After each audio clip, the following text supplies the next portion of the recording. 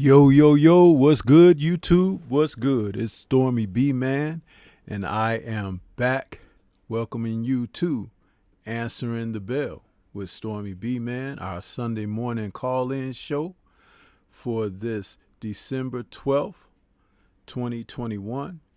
And we enter this morning show with Stormy being a year older. That's right, I just recently had a birthday, so now I'm pressing those double nickels. Okay, so for those of you out there want to go in on me, I'm almost a senior, so you got to watch out because there's special laws out here to protect these seniors, man, and I will press charges. You see, I ain't gonna mess around. You know, AARP is in my mailbox every day, so just want to say, watch out.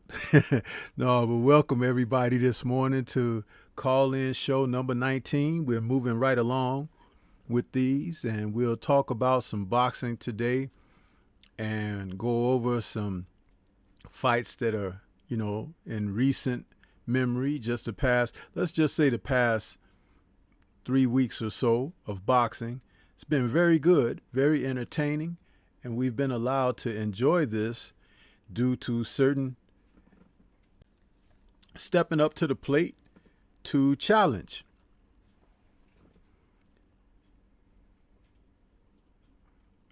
And it's always a good thing when fighters step up to the plate to challenge, because not only do they test the mettle of the opponents, they test the mettle of one another.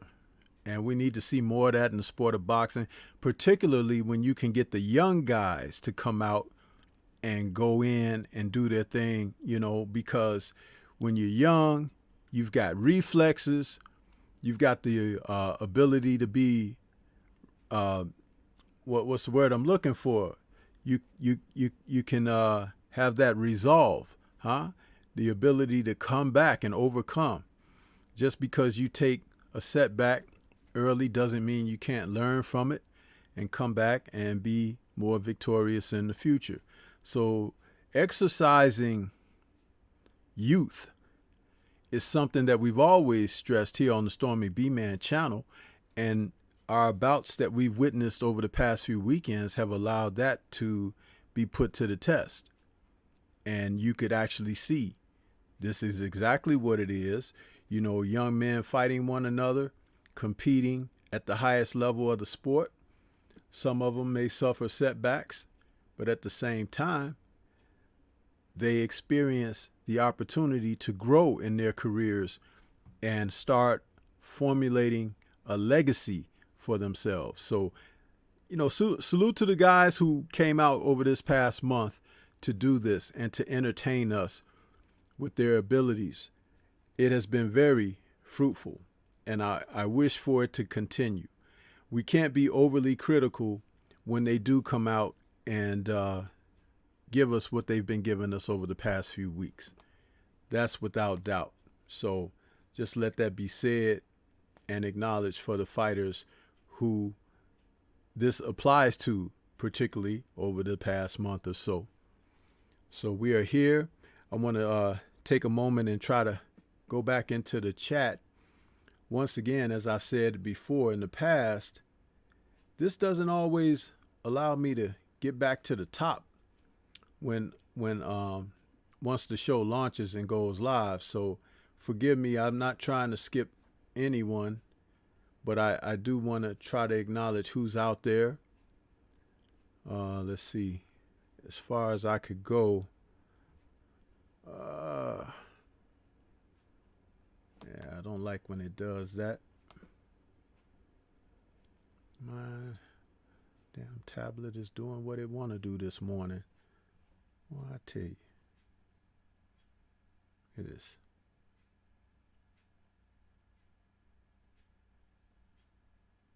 I can only go back as far as Young World. I could see someone that's up there before Young World. Looks like King_Junior is out there. He says, salute Stormybman in chat with the thumbs up. Appreciate that. Young World says, yo, Morning, Big Storm. Salute to the chat. Good morning to you as well, Young World. Good to see you back out there. I know some of you guys were out there with us last night when we did the post-fight show. We were on so late.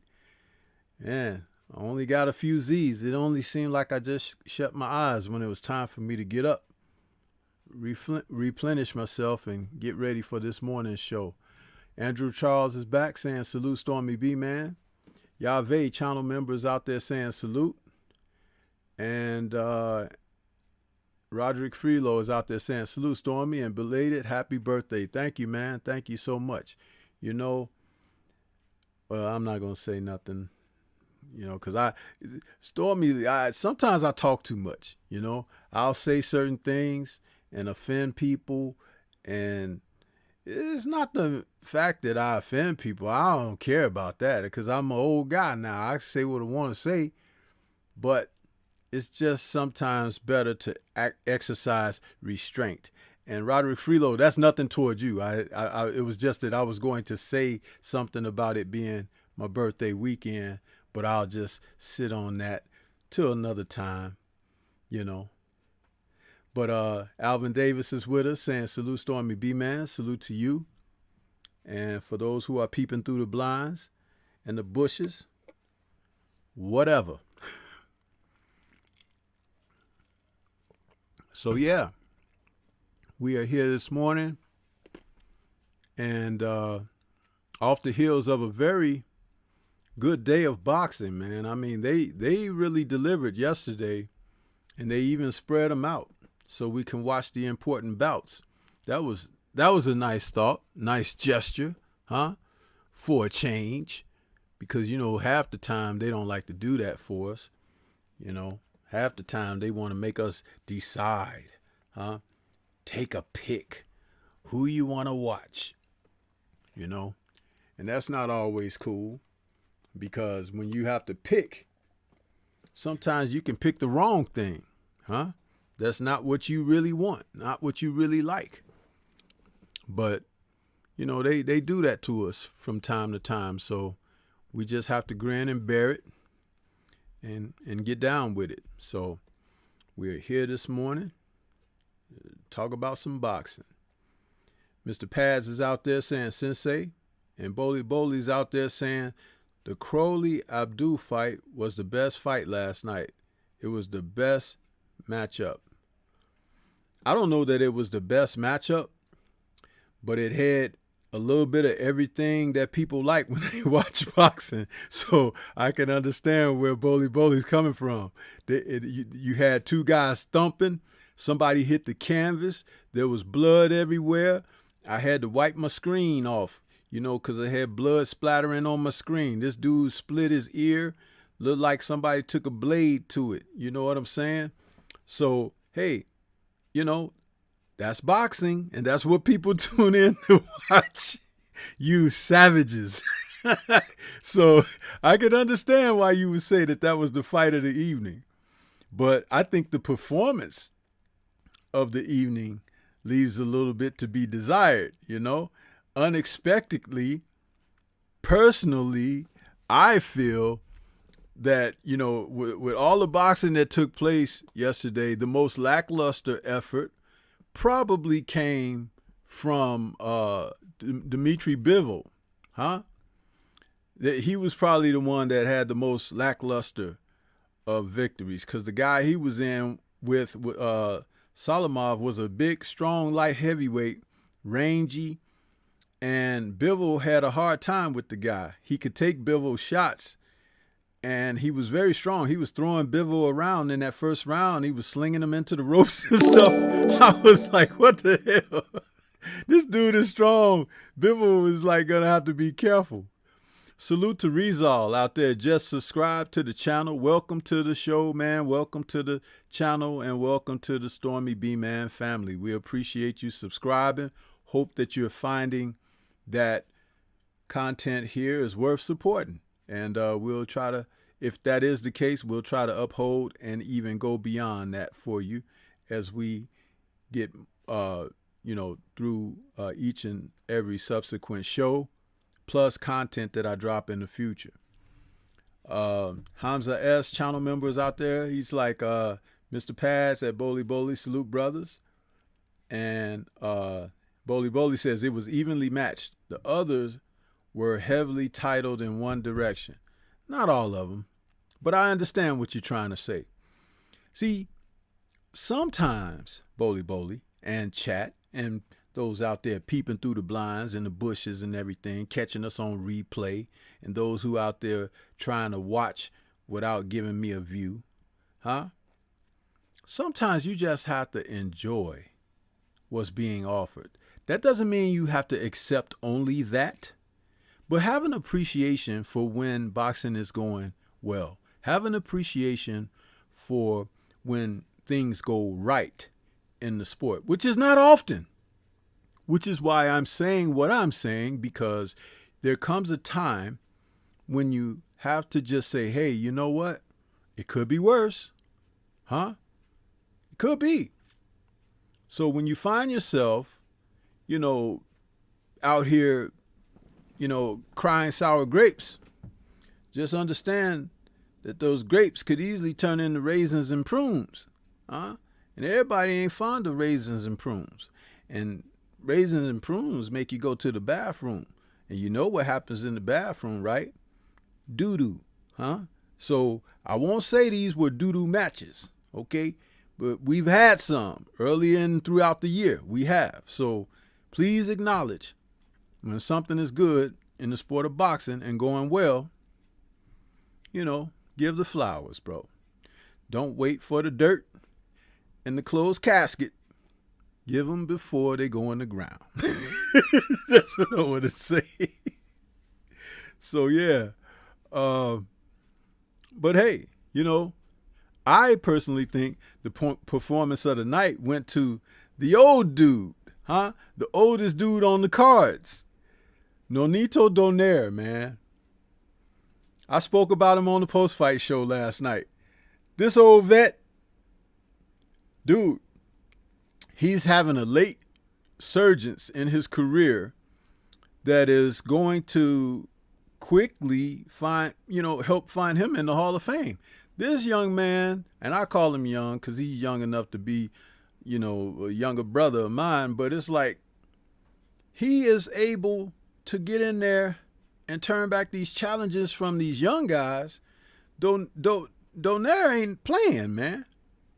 He talk nice and everything, got a big old smile and everything, but in that ring, he hit you with that left hook and send you to the hospital, if not the toilet, like Mr. Raymart Gaballo there, because he took that body shot and he went down and he was like, oh, man. And then when the ref was counting to 8, he tried to stand up and he said, what the hell? No, let me go back down. That body shot, that liver shot, man, took Gaballo by storm. And he can attest now to all the others who didn't want to believe it. Nonito is for real. He is for real, man. That's right, Charles Granger, Hoop Sessions. Nonito is still putting in that work, man. So you can't be a young guy out there like, oh, he's 39 years old. Let me go and show this old man a few tricks, okay? You're going to find yourself toe tagged and in a body bag with some of these other cats. Because the one in the division, Monster, okay, he's formidable. He just banged everybody out. He young, he's strong and everything. But this is a veteran man, almost 40 years old. 39 is 40. I'm sorry. You're closer to 40 than you are to 20, right? So, listen, Nonito, bang to the body and he out. He tried to hit him on the chin. Because, see, if he hit him on the chin, he just would have went to sleep. But when he hit him in the body, everything inside and everything was like, you know how you ever had that bubbling feeling in your stomach that tells your brain, I got to find a toilet, Yeah, Stormy talking a lot about the toilets this morning. But yeah, you get banged in the body and your stomach start bubbling and everything. That's what Gaballo felt last night from a single shot. And it was early. It wasn't even late. So could you imagine? Oh, my goodness. No left hooks from Nonito Donaire to the body for me. No thank you. So salute to Nonito, man. I like the kid. I like the fact that he's had his ups and downs in his career, but he is having, like I said, this late surgence, and he's doing very well. He's performing, and that's all you could ask. And he wants to be undisputed, you know? And if he gets that opportunity, it could happen. It'd be the oldest undisputed champion in history. It's like, hey, man, I can't get mad at the guy. I can't get mad at him at all, man. Nonito is out here doing it. Everybody else is talking about it, but he putting in the work. As my man Granger said, it's like, hey, he putting that work in. He's showing you how it's done, and you might as well just step back, get out the way. You understand? That's it. Step back and get out the way, man. But yeah. And another one of the fights of the evening, I won't say it was like Nonito's performance, but it was kind of a performance that spoke about what Bully's talking about, these mismatches, man. And that was the fight that took place between Conor Benn and Chris Algieri. Now that fight right there, we all kind of knew what was going to happen to Algieri, didn't we? Even though Conor Benn hasn't shown us enough to make it look like what ended up happening, but you could still see Algieri take a beating and possibly get stopped or stop on the stool or stopped on some cuts or something. But man, did Conor deliver that ultimate 1-2 button my shoe, because when he hit Algieri with the 1-2 and Algieri went unconscious against those ropes to fall forward, it looked like he went down to button his shoe or tie his shoelace. That's why I said 1-2 button my shoe, because he went down as if somebody said, hey man, your shoe's untied. He's like, oh, and he went over.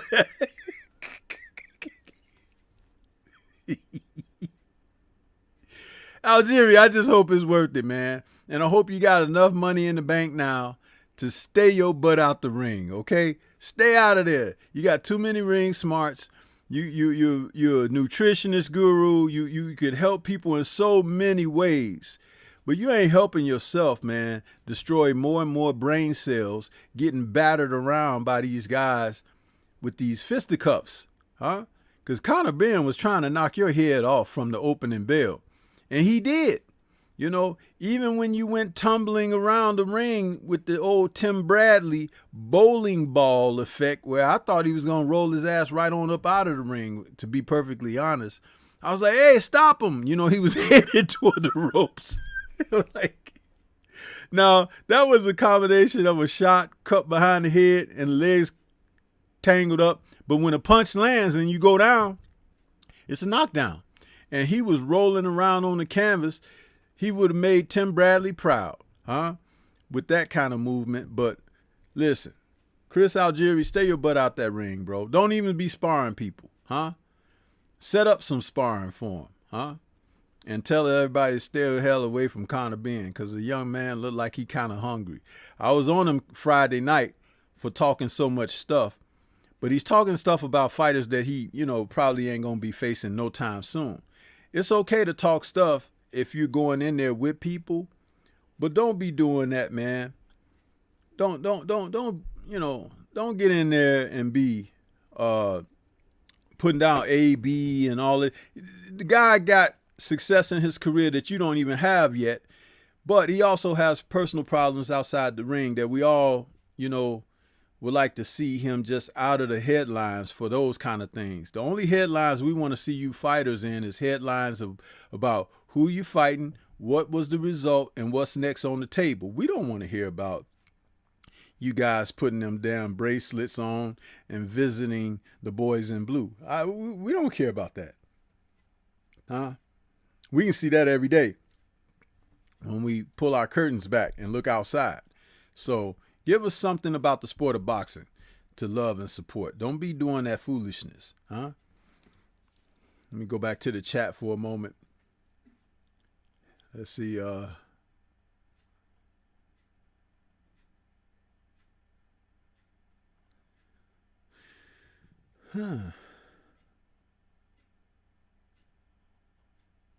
I'm going to go back to this comment from Hamza S, where he says, Stormybman, why did Shakur had to apologize and got chastised by Tim Bradley, but Loma didn't have to apologize when he had a similar performance versus Comey, who already had losses? Listen, man, you know why. Because Bradley, the company fool, is out there trying to big himself up before his bosses by putting down the fighters in the ring. But why didn't somebody ask Bradley why'd he get out the way when Earl Spence was coming? Huh? Why did he suddenly want to sit down and retire? Huh? Why didn't he go ahead and face that young man that was Earl Spence when Spence was coming on? Huh? He wanted to go sit up and criticize everybody like that. Boy, you lucky you sitting behind that studio table and everything with a microphone, because I'll tell you something, at least on TV, we could take a longer look at you because we can't tell your head from the shape of that microphone over there. The only thing we know is one of them is a real dark color, huh? And the light shine off of it like a milk dud. So, Tim Bradley, stay right where you are, huh? But don't nobody have to listen to your commentary. Fortunately, we at home, we got a mute button that works very well, huh? Unlike you and your commentary. What a fool, huh? What a fool.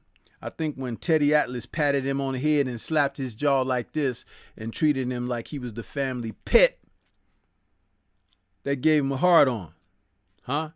And he never lost it. So there's something wrong with Tim Bradley, man. Something wrong with that dude. He a fool. Anyway, that's my comment on that, Hamza. And let's see. Mr. Paz is laughing. Today, Voley says, today's show sponsored by Pepto-Bismol. That's good, man. See, that's what I like, man. You guys are with me when you make comments like that. Because I'm an old man. I got dirty old man humor. And, hey, ain't nothing wrong with talking about boo-boo, huh? And we ain't even talking about Andre today. We talking about the real stuff. The one that stink. That's right. Pepto-Bismol. Charles Granger says, how do you feel about Crawley calling out Spence last night? Man, listen. Everybody had a moment in the sun where they enjoyed some success and everything, but those were just simply delusions of grandeur. That's all that was. You can't take him serious when he was on the canvas in the second round from a jab-like shot from this guy last night. What was that, man? A jab, a shotgun jab, whatever. He hit Crawley with that. And the only thing I heard when he was going down to the canvas was, Canada, here I come. And did you see the way he went down? He almost couldn't catch himself, which means that the shot hurt him because he couldn't, his mechanics couldn't function. Like when you fall, you stick your arm out to brace your fall or whatever. His arm was behind him like this. No, man. No. We ain't gonna let that go. Delusions of grandeur. That's what that was, okay? He's sitting up there talking about Earl Spence. Everybody talk about Earl Spence. Even Conor Benn said something stupid regarding Earl Spence. When you're at the top like Bud and Earl are, that's what people gonna do, man. They say your name and people gonna listen because you said their name. Not yours, but theirs. That's all that is. So, you have to recognize it for what it is, huh? Mr. Paz said, oh, wait a minute, it jumped up on me. More people are writing, I guess. He said, Algieri rolling made me think of one of those old Kung Fu movies.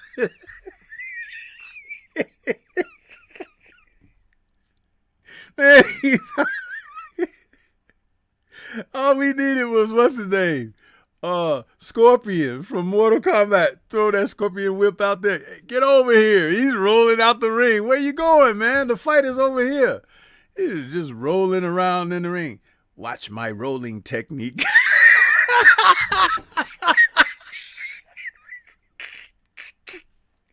Algieri coming out there with the 19 tumbles of J Dragon. He's rolling around the ring. It's like, what the hell is that dude doing? Conor Benn looked at his ass like, where you going? I will befuddle him with my rolling technique. Y'all gotta excuse me. I ain't did a Kung Fu film joint in a minute, so I'm getting off my rocks right now. Shit. Woo. Oh, man, that's funny as hell. Mr. Pass says, Stormy, I heard AB is considering signing with Matchroom. He need to get an attorney. That's what he need to get. That nigga don't need to be worried about no boxing right now. He need to be worried about his freedom.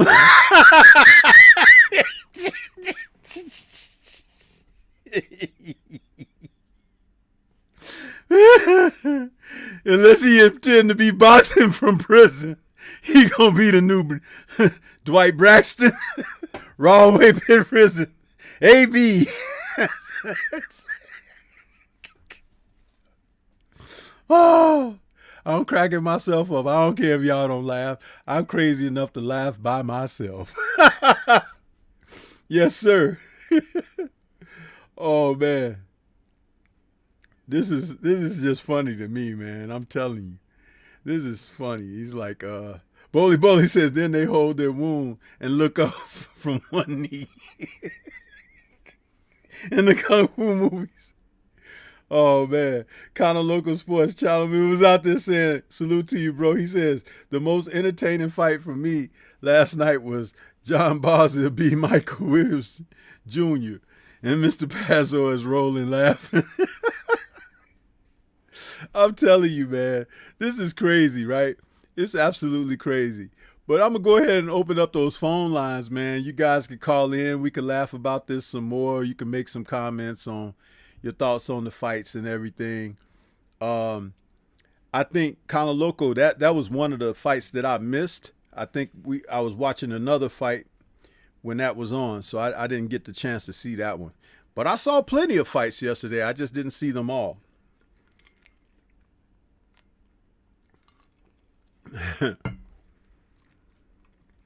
Man, boy, I tell you, there's nothing like getting a good hearty laugh out, man. Make you feel so much better. To keep in line with Bully say, it's like getting that good old fart out, huh? The Pepto-Bismol sponsored Stormybman call-in show. Welcome. Yes, sir. But yeah, the lines are open now, fellas. So if you guys want to call in and, talk about, what we've been seeing over the past month, these fights, or, what we saw last night, feel free to do so. Want to get you on in here.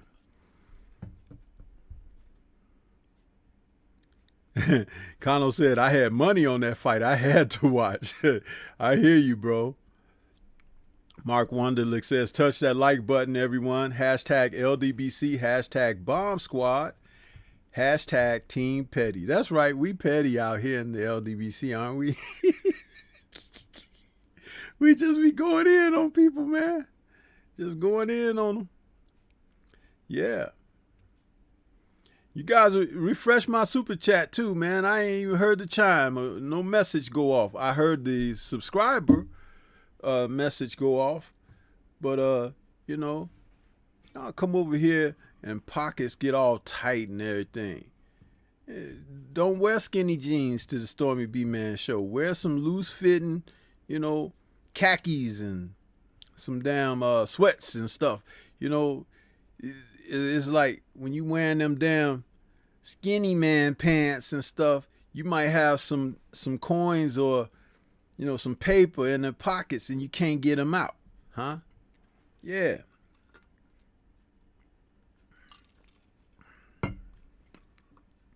How you gonna have a call-in show and then people don't want to call in? Yeah, what kind of mess is that? Let's see what we got here. Yeah, everything's set up. I had it set up way before I went live.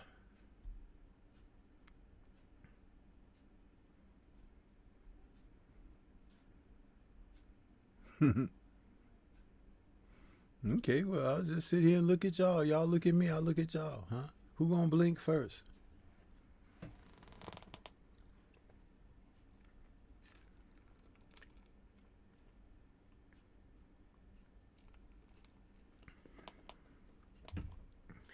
When you're doing these live streams, you have to keep you some drinks near you to refreshing you because your mouth get dry after talking.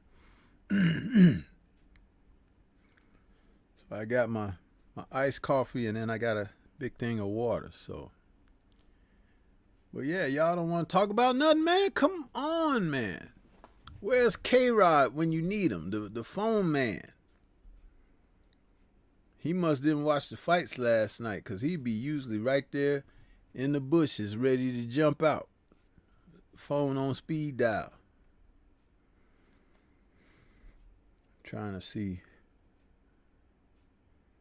I had the little fight posters up there. Yeah, I showed that one already. Yeah, but Lomachenko, man, he was in there with Comey last night. When he realized he could put paws on Comey the way he want, anytime he want, listen. He was telling the corner, hey, man, you want to stop this? And I don't think he was like,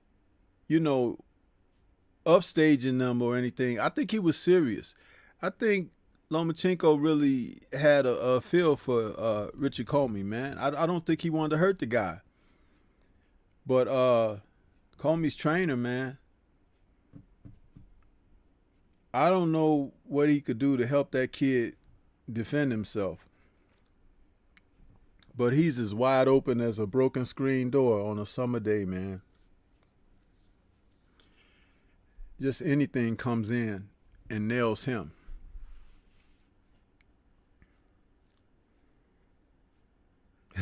Picasso says, I'm here. I was sleeping through the fights, but I'm driving right now. I hear you. I hear you. Brooklyn Born is out there, says salute to the sensei. Salute to you.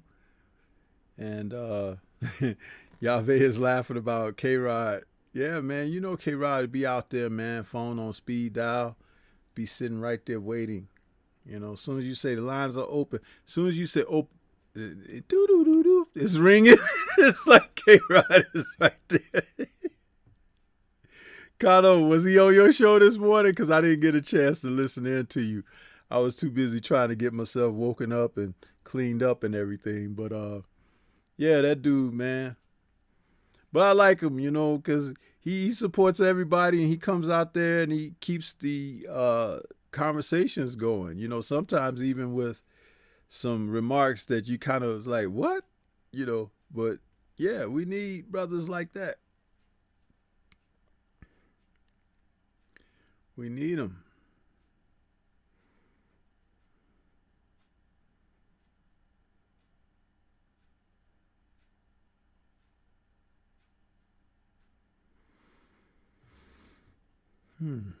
Vince Williams is out there. He's laughing. K-Rod is out there. He says, salute, Stormy. Where you at, K-Rod?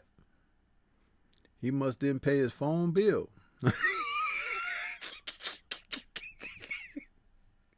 I shouldn't do that. The phone man didn't pay the phone bill. I'm too bad, man. I'm too bad.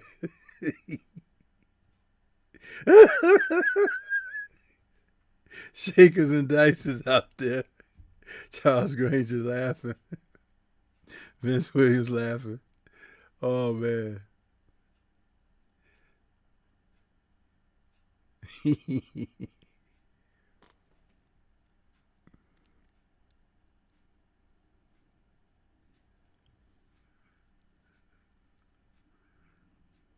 Conor Loco say, no, he ain't called today. Okay, so he must be on something then, you know. Bowley says Loma won, but he took some punishment last night. He didn't take a lot. You know, in boxing, you're going to get hit, man, but it's like you try not to get hit too often, you know.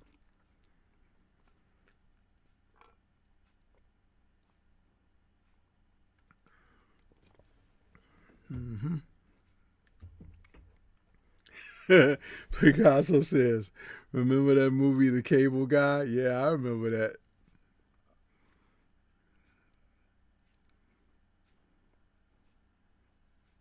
Man.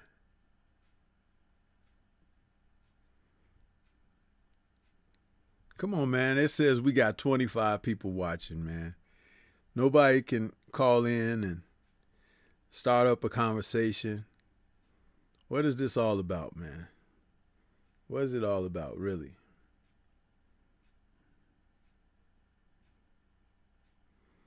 And that call is toll free, by the way. It's not like you getting charged, you know.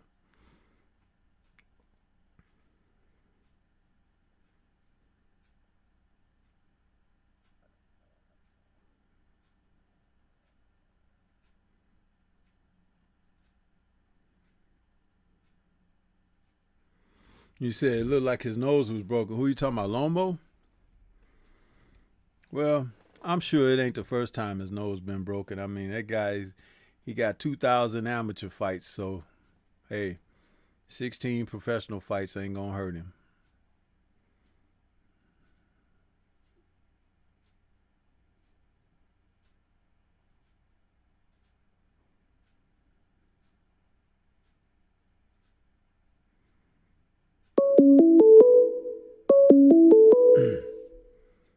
Oh, here we go.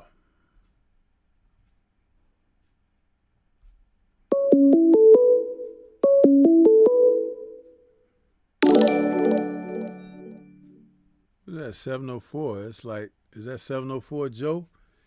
Because it keeps popping up. Salute to the African Sci-Fi Scholar out there in that super chat. He says, salute Stormy B. Comey disappoints me again, and I'm from West Africa. His best defensive technique is to use his chin. Yeah, man. He's doing some horrible things defensively. And that Andre Rozier, you know, come on, man. I'm starting to question, you know, you putting guys out there and they not tightening things up, man. You know?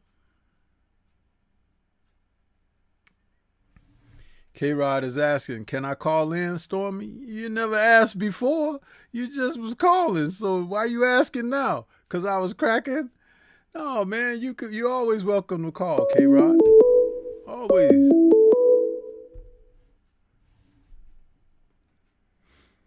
Okay, we got 518. Is that K-Rod?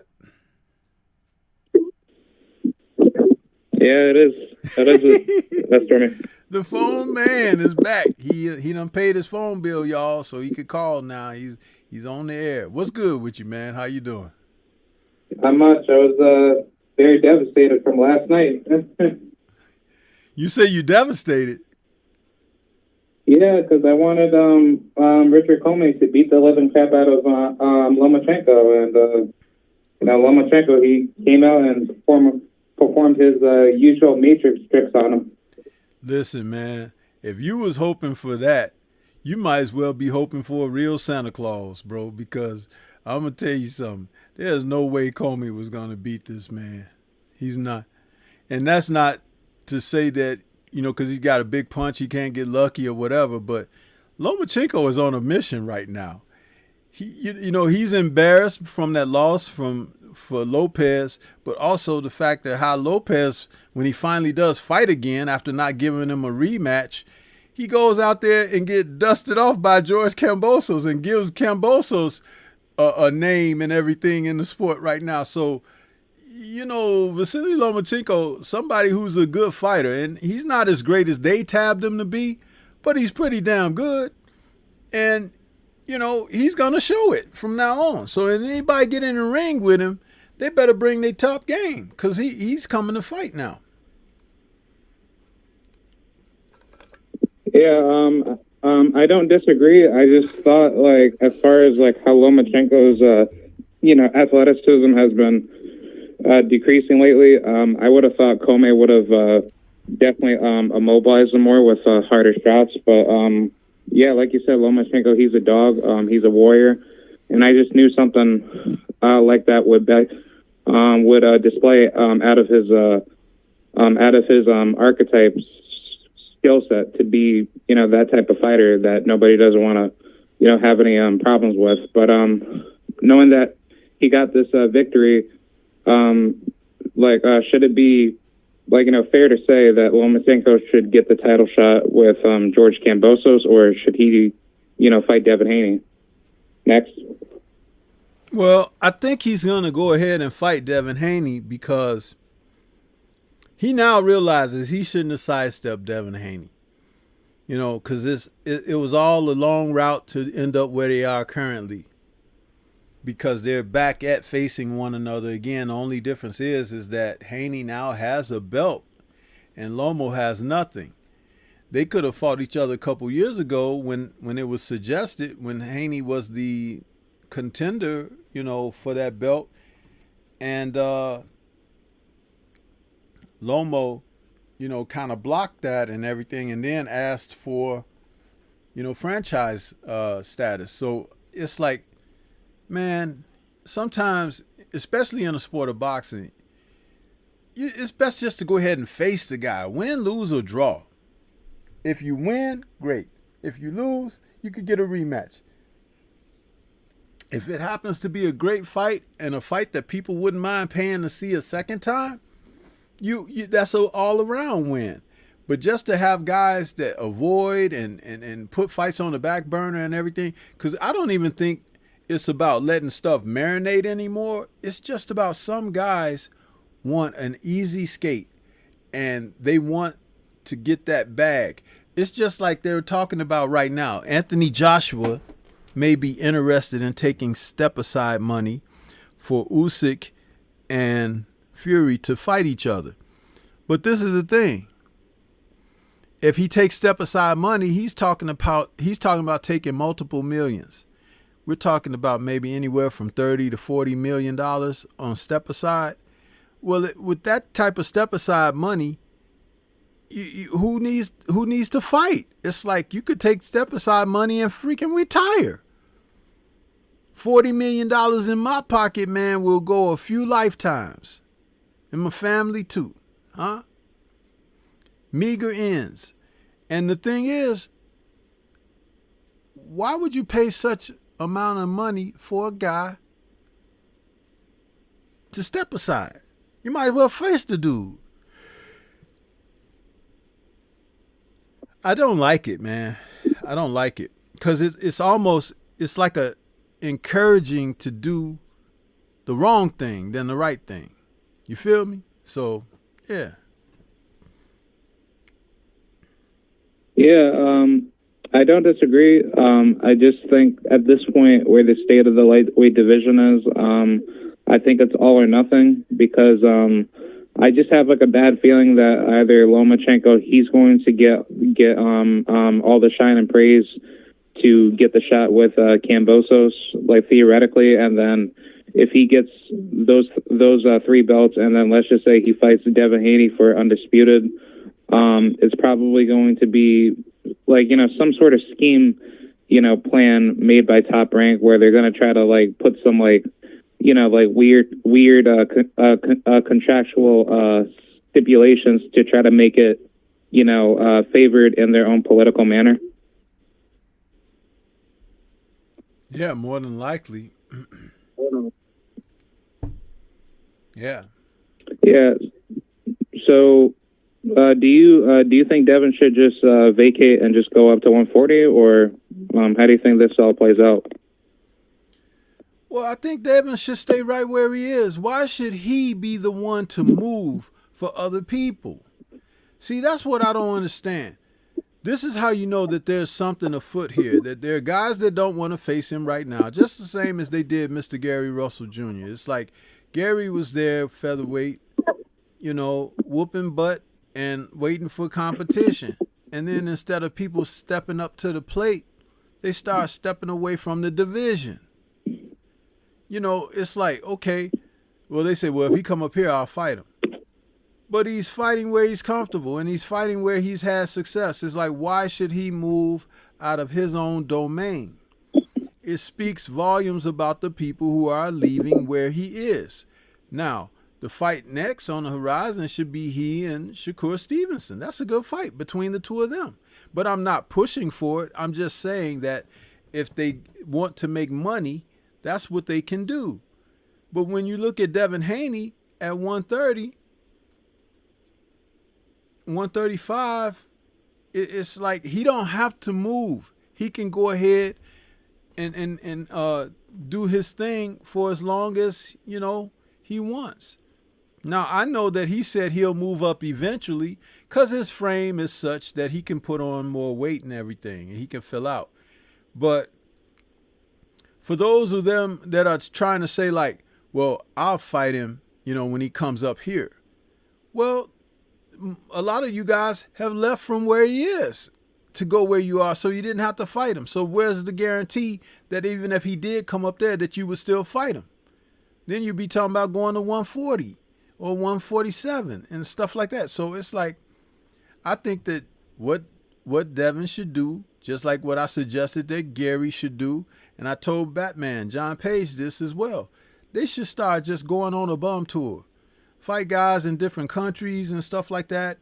Go over there and start beating these people up. Your name will be known across the globe because you fought outside of your country, but you've given guys from their home countries, you know, opportunity to be in the ring with the champ. And if you defeat the champ, hey, you got an opportunity to become world champion. But don't sit up there and just continue to wait around and stall out your own career and everything because you got these wusses out here that don't want to compete, that don't want to get out there and challenge or challenge themselves. Devin should just keep on fighting who he gonna fight. There will be people who will step up, and there will be people who won't. You can't worry about the ones who won't. Can't worry about them at all.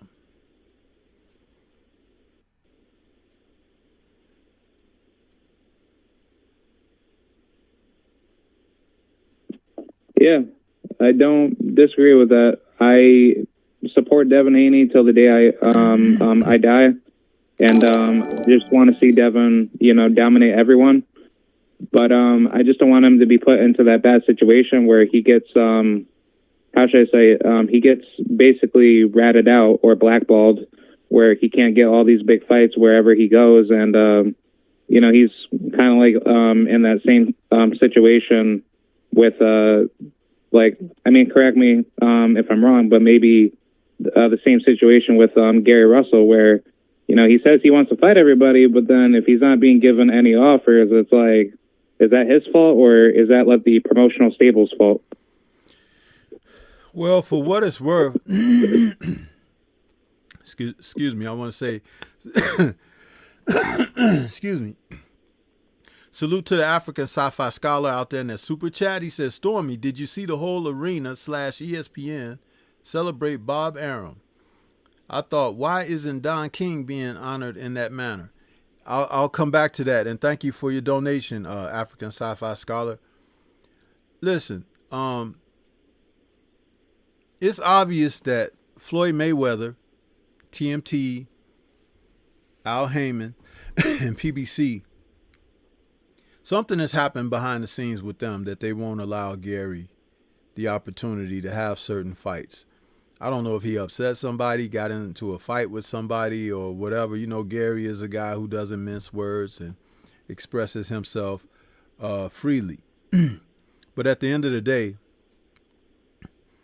because Al Heyman and Floyd Mayweather are men of color, it's really bad that they would do that to one of their own, because at the end of the day, isn't it supposed to be a brotherhood? Isn't it supposed to be? At the end of the day, it should be some form of professionalism to be able to come through But they have seemingly blackballed Gary Russell Jr.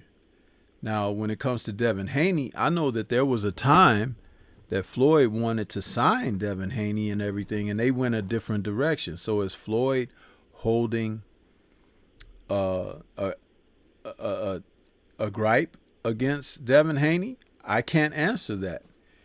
But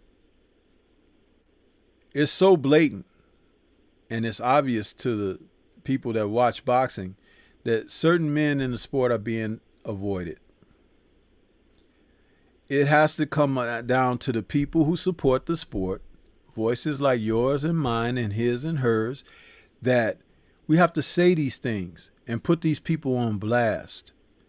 Just talking about it amongst ourselves and, laughing and pointing fingers and this and that, that's not going to resolve it.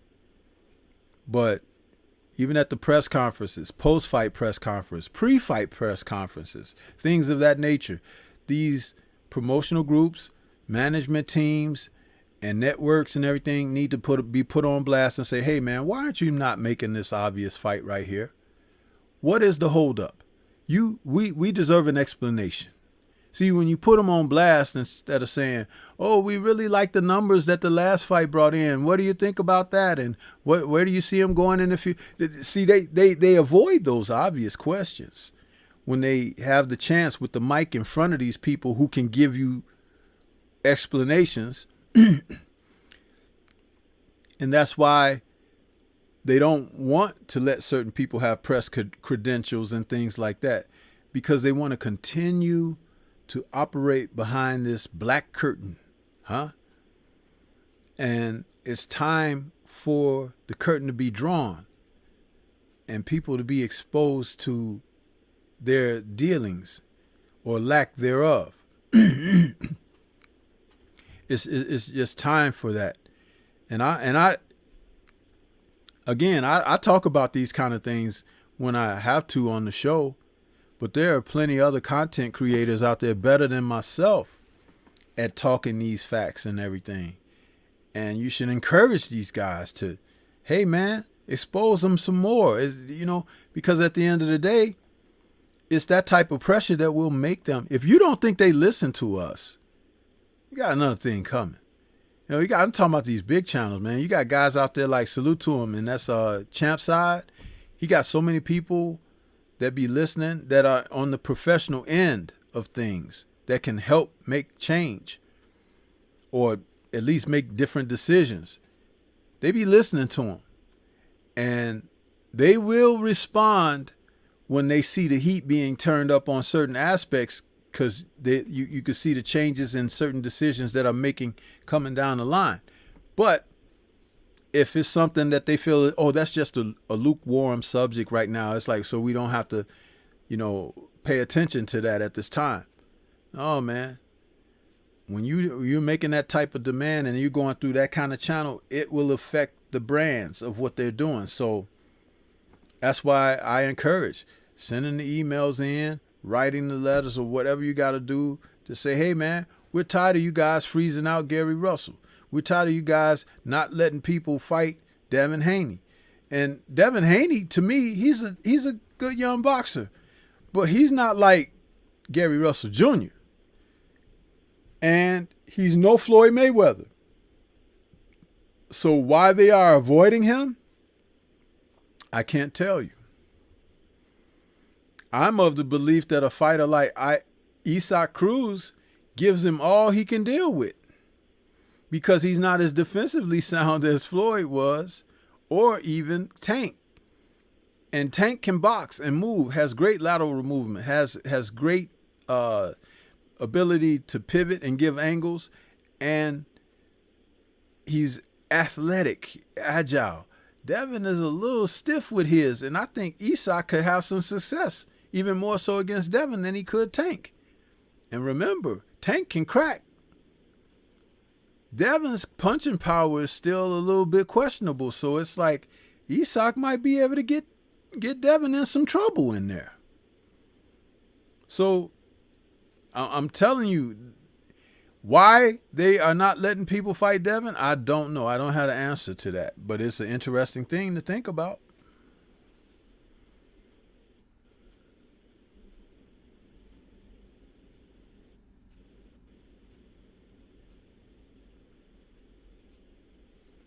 My man, Big Homie Coop, is finally in the building. He said, salute Seafood, back smack the like button. Class is in session, so pay attention. Yeah, man, good to see you. Picasso says, everybody needs a dancing partner. That's true. Boxing matchups. Dwayne Freeman says, salute Stormy B-Man. Salute to you. Hustler's Home, is in the building. And, yeah, we got a lot of people coming in the building. Chris Felton's out there, says Comey footwork and punch variation is horrible.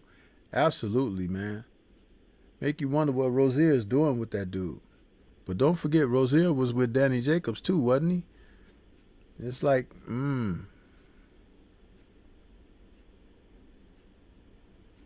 don't know.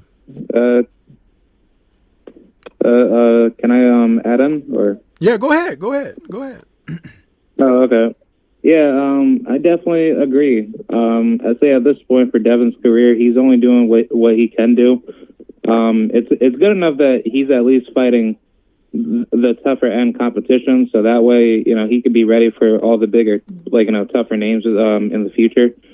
And I believe he's definitely going to have some more trouble in the future with possibly Gervonta Tank Davis, and I'd probably say Isaac Cruz. That's a very difficult fight, especially for his type of fighting style.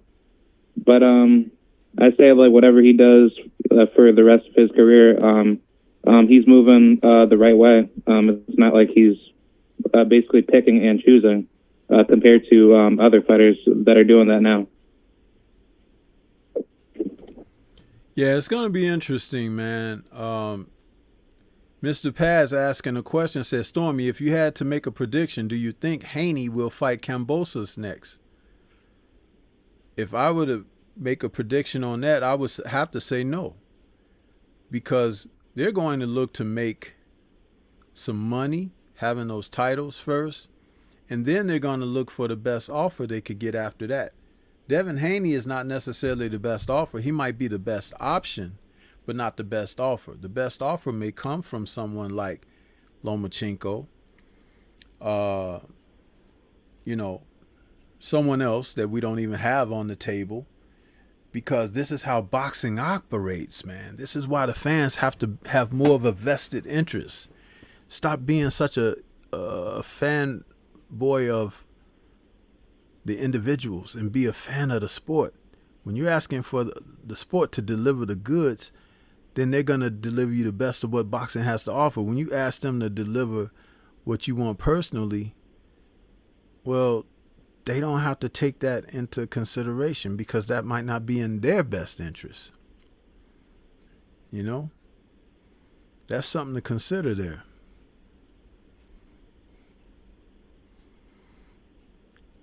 But yeah, K-Rod, you're right about that. I think that, these guys,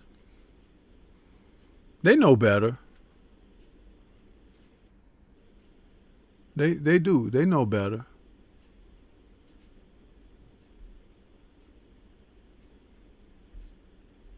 What else you got? I'd probably say the final thing that I wanted to bring up with you was the Conor Benn Chris Algieri fight. Do you think Chris Algieri was a good step up for Conor? Do you think Conor at this point needs to just go after all the top killers in the welterweight division? Well, I'll tell you, why don't you give me your thoughts on that first? I'm going to step away from my mic a moment. You give me your thoughts. I can still hear you. And then I'll come back with what I think about that. Okay. I thought Conor did great for what I saw, but at the same token, you fought an older Chris Algieri that doesn't have the same skills possessed back in his heyday, but it was decent enough to get the veteran level experience from him, so that way you know how to deal with a guy that knows how to box and move. But on that same token, it's like wouldn't you want to face a guy that has those same skills and tools, but a guy that's more fresher in his prime, like Jaron Ennis or any of those guys at the top level? Because what Conor Benn is basically saying to me is that he believes he can be ready for those guys, but I guess he wants to do it from like phase 1 all the way up to phase 5, where he's trying to slowly get himself to that level, so that way he understands what type of styles he's going to run into in the future. But I think for a victory over Chris Algieri, it doesn't really solidify that much credibility, because it's like, you know, you're fighting like an old man that doesn't really have that much talent left in his toolbox. But yeah, congratulations for defeating him. But at the same token, you know, people would say, well, Errol Spence beat him, and you know, like what people say, Chris Algieri was washed up then, and same thing with Manny Pacquiao. So it's like, you know, at the same token, it's like Conor Benn, you know, I understand how he wants to move in the sport. He obviously wants to, he wants to see where he's at, you know, from a level perspective. But, you know, like you should be doing that against like the tougher level opposition, because that's like the only way that you're going to be better to see if your skills are going to be ready for those, you know, top dogs at 147. Well, I think that, and I kind of touched on this last night on the post-fight show, I think that Ed Hearn is playing a top-ranked Bob Arum game with Conor Benn. I believe that he's not necessarily putting Conor in as tough as he could, but it has more to do with preservation than anything. I think that what he's doing is he's putting Conor in fights that he can sell as entertaining fights, but they're not dangerous fights for Ben. And as long as they can keep him winning and keep him looking good, they're going to ride that. They're not interested in putting him in against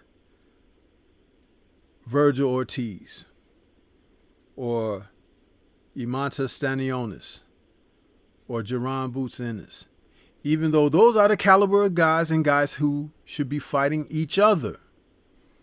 Remember, we went through this with Danny, Earl, Bud, and Sean, you know, and the difference with those, and Thurman, the difference with those guys were there were titles involved with that group. None of these guys have titles. So somebody has got to separate themselves from the pack to show that they deserve to be in line for a title. And they should not just be given a title shot because they're good, or because they're on a KO streak, or because they're still undefeated. Whatever happened to earning the right, not waiting around and waiting for scraps, waiting for something to fall off the dinner table so you can eat it? No, you need to go out there and get it, because that way, when you earn it in that regard, no one can take it away from you. I keep talking about these guys having no opportunity at legacy, so the consensus will always be asked of them, well, what have you done? Who have you beaten? You see how that works? That's a double-edged sword, bro, because they'll tell people, hey, you ain't fought nobody. Okay? Your resume is crap or whatever. But at the same time, they're not letting you fight the guy who you can get legacy from, who you can climb on his neck with a defeat of him and move on, soldier on. See, that's what, you know, the common boxing fan, they're not looking at that. You get to graduation, but they tell you, we don't have a diploma for you. You're still missing so many credits. You didn't take a couple of these courses that were mandatory. And you're like, well, you let me get to the door and now tell me that? You see, that's what they're doing in boxing. Jaron Boots Ennis is really good, isn't he? But he is no closer to a title shot today than he was a year ago. Emmanuel Stanionis is about to fight in a tournament situation where they're forcing Ugas to fight him because they don't want Ugas to defend against one of the other champions because they don't want unification of Undisputed. That's not Ugas's fault, and that's not Stanionis' fault. But I do believe Stanionis, if they hadn't created, if the WBA that's doing that, if they didn't create that situation, Stanionis would still be fighting step-up fights. Virgil Ortiz ain't fighting no step-up fights. And then, as Boots Ennis says, his camp is hard trying to find quality opposition because nobody wants to look bad against him. What kind of mess is this, man? It's boxing. So, yeah.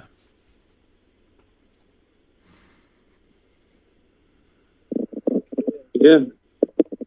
I don't disagree. Yeah, that's pretty much what I had to say. It was a good night of fights. I hope that the welterweight division can unify sooner than later. Same thing with the lightweight division. But all this political BS needs to go because it's, really killing the sport very bad. Yeah, and one thing that Bud and Earl are going to have to really decide and figure out for themselves is this. They're going to have to realize that they are the men of the division. The best money that can be made is fighting one another. And the best opportunities for their future is to have rematches against one another. When the hell are they going to realize that? No other fighter out there, outside of the two of them facing each other, can make them the money that they can make fighting each other. And it could easily be a trilogy. Deontay Wilder and Tyson Fury were in a forced trilogy. Okay? Because the first fight was a one-off. Didn't have to have a rematch. Deontay gave him a rematch with a third fight option on the table had he lost or whatever. And he did lose, so he exercised his right to a third fight. These men, Earl and Bud, can negotiate a trilogy, meaning that they can come to an easy compromise of purse for the first fight. The winner of that first fight can get favorable economic means on the rematch. If the rematch turns out different than the first fight, then there could be a more lucrative option for a third fight between the two of them because they split the first two. That's not hard. And it's the most money they can make in a year and a half of fighting each other than fighting anyone else. Instant generational wealth, and you keep those other wolves at the door at the same time. I'm not a manager. I'm not a facts and figure guy, but it seems pretty clear cut to me. Put the doggone ego aside, put your fist where the money at, and go fight each other. Holyfield and Bo did it.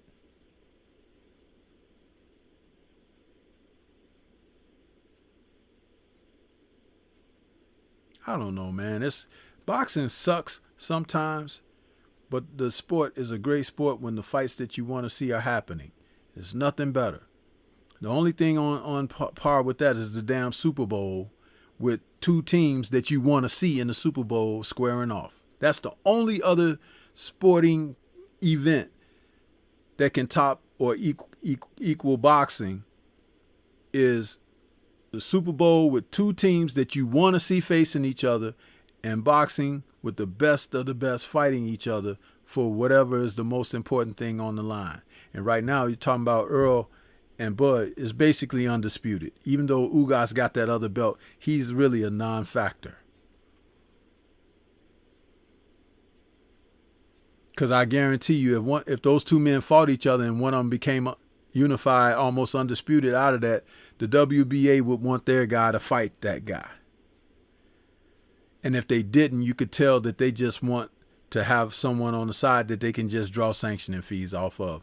And your Dennis Ugas is not the guy. Emmanuel Stanionis is not the guy. None of the guys that they would put in the tournament of fighting over there on that side, that guy Butiev or none of them guys are the guy. So they would really look foolish amid all of this other drama and suspect operations that they had, especially coming out of the Michael Fox situation. They don't need more bad press like that. But hey, man, I appreciate your call, K-Rod, man. You know you're always welcome to call in here, bro. Let's see if someone else want to call in. Yeah, most definitely. Thank you very much, Stormy, and I appreciate having the conversations. Sure. All right, man. Take it easy. All right. All right. I'll see you next week. Bye. Peace.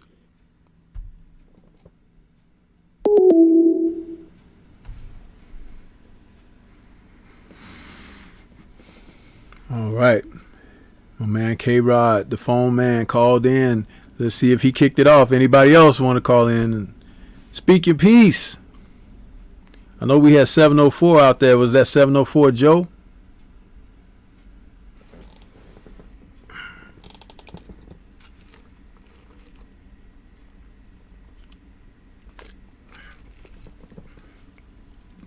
I have to replenish my water. For those of you who want to know what kind of water I'm drinking, I always drink either sparkling mineral water or just plain spring water. Today it's sparkling mineral.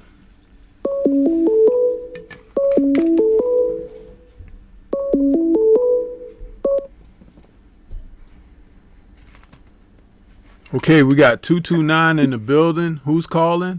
What's on your mind? And welcome to the show. There's Kels who slime me in the comments. Appreciate you for having me on. Goddamn. But I just wanted to jump into the IBF mandatory situation, because what bro name is Abakara, he lost last night. He lost to Crawley, and I was just wondering, like, what's your take on that? What you think the IBF gonna do? They gonna elevate Jerron Ennis to number one, like the mandatory position in the IBF, or are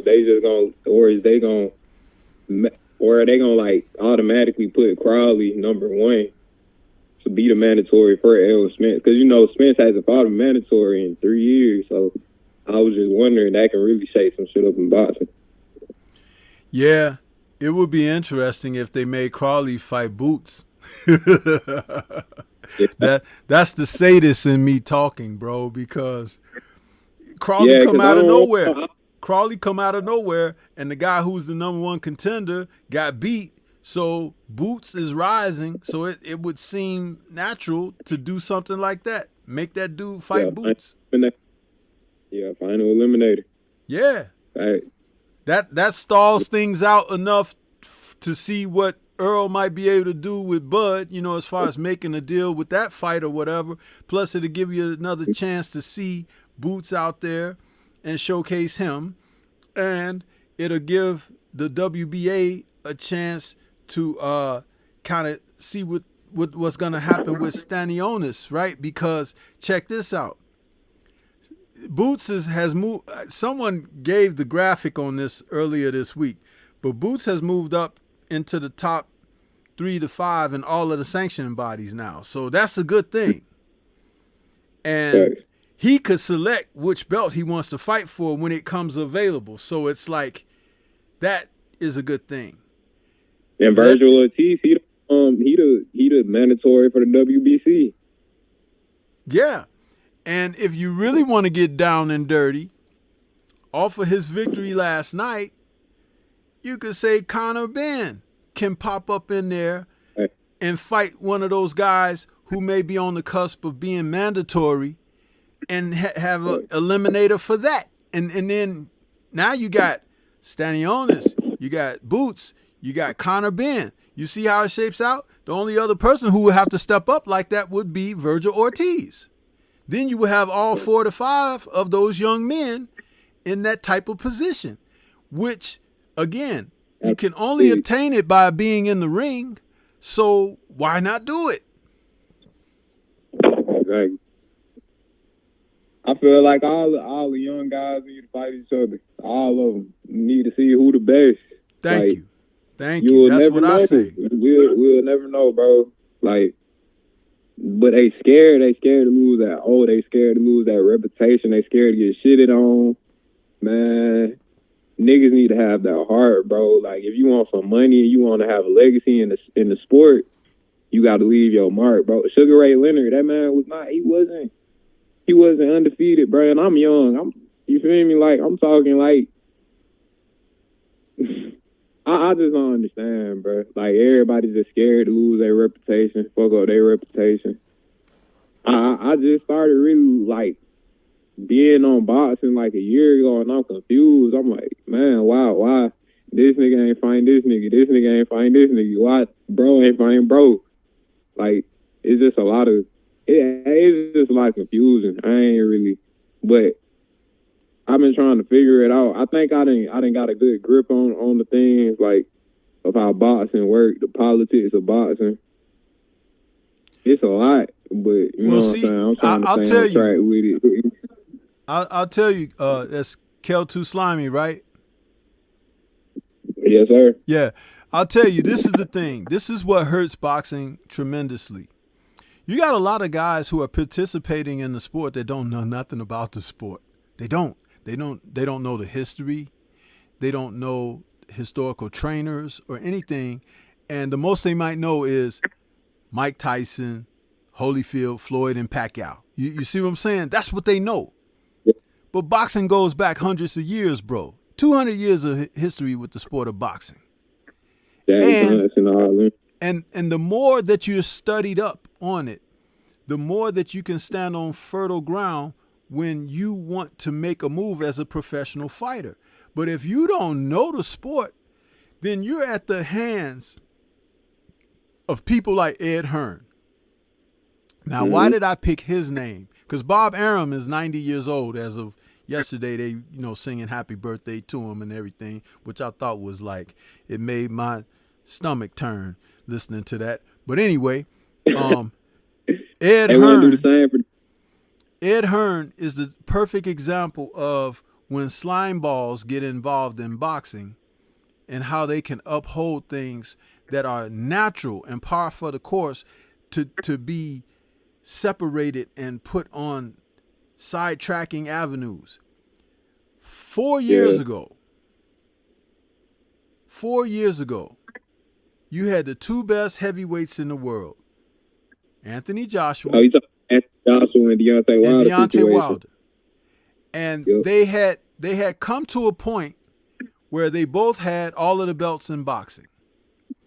Now, the next step was to become undisputed. But I'm going to tell you something. Deontay wasn't even thinking about Anthony Joshua until Anthony Joshua said his name. And he was on a live Showtime broadcast. I think that was Joshua's last fight on Showtime. And he said, then, if the young man didn't say my name, I wouldn't say nothing. He was like, but since you think you're ready for the test, step up and fight the best. This is what he was saying. And it started from there. So what Ed Hearn did was, he said, well, nobody knows who Deontay Wilder is. Well, Deontay went out and increased his fanfare within a couple of fights. People were now clamoring, we want to see Wilder fight the guy now. In the meantime, Hearn was like, oh, crap. I didn't realize by me talking like that, I'm promoting Deontay Wilder. Which he did. By saying Deontay was nothing. In the meantime, Deontay got a knockout reel as long as your arm. You see what I'm saying? And so now he's forced in a situation like Joshua got all these belts that he did not earn. He won one of them against Prince Charles Martin.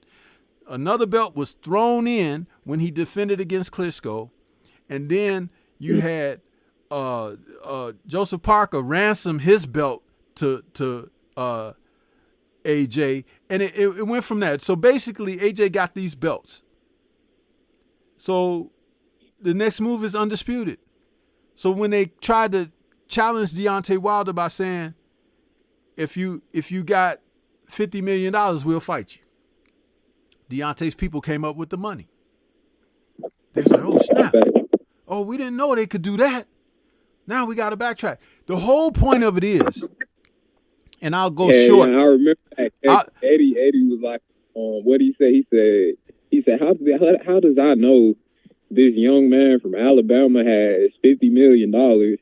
Shit like that. Like, yeah, he need proof of funds. Those were his words. He need proof of funds. Exactly. And they proved that they had the funds. But I'm going to go straight to the thing. They did not want undisputed between these two because there was a probability that Deontay could become undisputed heavyweight champion and he could not be bought. If AJ became undisputed, he could still be manipulated and everything because he's like Tim Bradley. He's a company guy. I just want to do what boss want me to do. You understand? But that wasn't Deontay. So they didn't want to roll the dice on that. Even though hindsight being 2020, AJ had a chance against Deontay. He did. Right. He might not have had the confidence, but skill-wise, he could have had a chance against Deontay. And AJ's Achilles is the right hand of Deontay. So it's like, that's a good fight. It should have been made. But Eddie Hearn stood in the way of legacy. And because you had these two men of color opting for this position, and a man of color had controlled the division for a very, very long time. They were tired of that.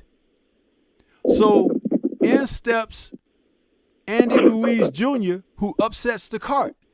That took a tremendous amount of pressure off of the Hearn camp. Even though they knew that they would make a rematch, they had almost a half a year of planning to do for this, which is okay because they know what they want to do. In the meantime, Deontay just wanted to become undisputed now. He had that fire in his belly for being undisputed. But the more that he was calling for that, the more that they were resisting against that. And then that allowed them to develop a plan how to get rid of Deontay's belt. You understand? These are things that work behind the scenes that nobody could foresee. For sure. Now, kind of like how they doing Haney and Loma right now. They trying to get Loma to fight Haney. Just there you in go. case Campbell's gonna fight Haney. There you go. Like, see, instead of the natural things taking place, they want to put something in the midst of things just in case it don't go like they really want it. It ain't going to go like you really want it either. You understand? This is how they've been operating instead of just letting the guys fight. Now, check this out. Now, I'm going to really blow you away with this. Now, neither AJ or Wilder are champion. Both of them have 2 losses on their records to guys who are not black. And now they want to undisputed. Yeah, and now they want undisputed. You see? Do you see what I'm saying to you here? No one can deny that. It is absolutely right there on the level. That's why Larry Merchant brought his ass out after the first Wilder Fury fight and said, today I woke up with a smile on my face. Is Deontay Wilder the last of the Black Hope?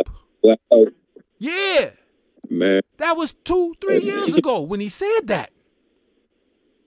And Deontay is now considering retirement.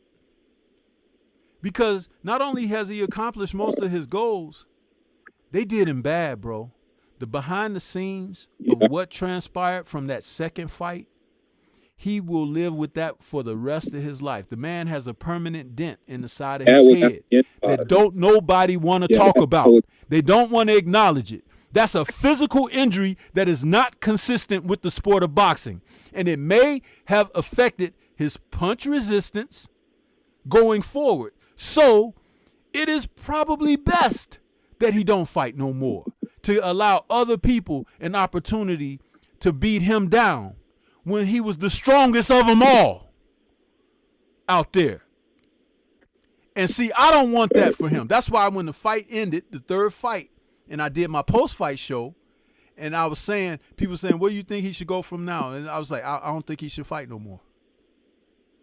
Because he fought a hell of a fight against the establishment. It wasn't just Tyson Fury. He was fighting the establishment.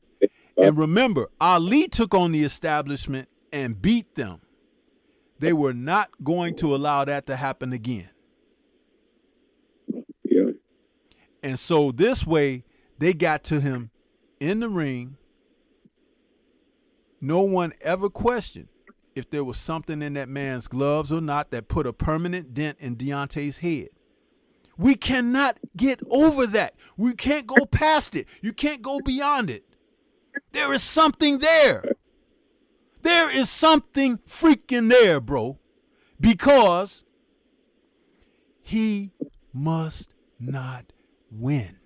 He must not be the Black Messiah.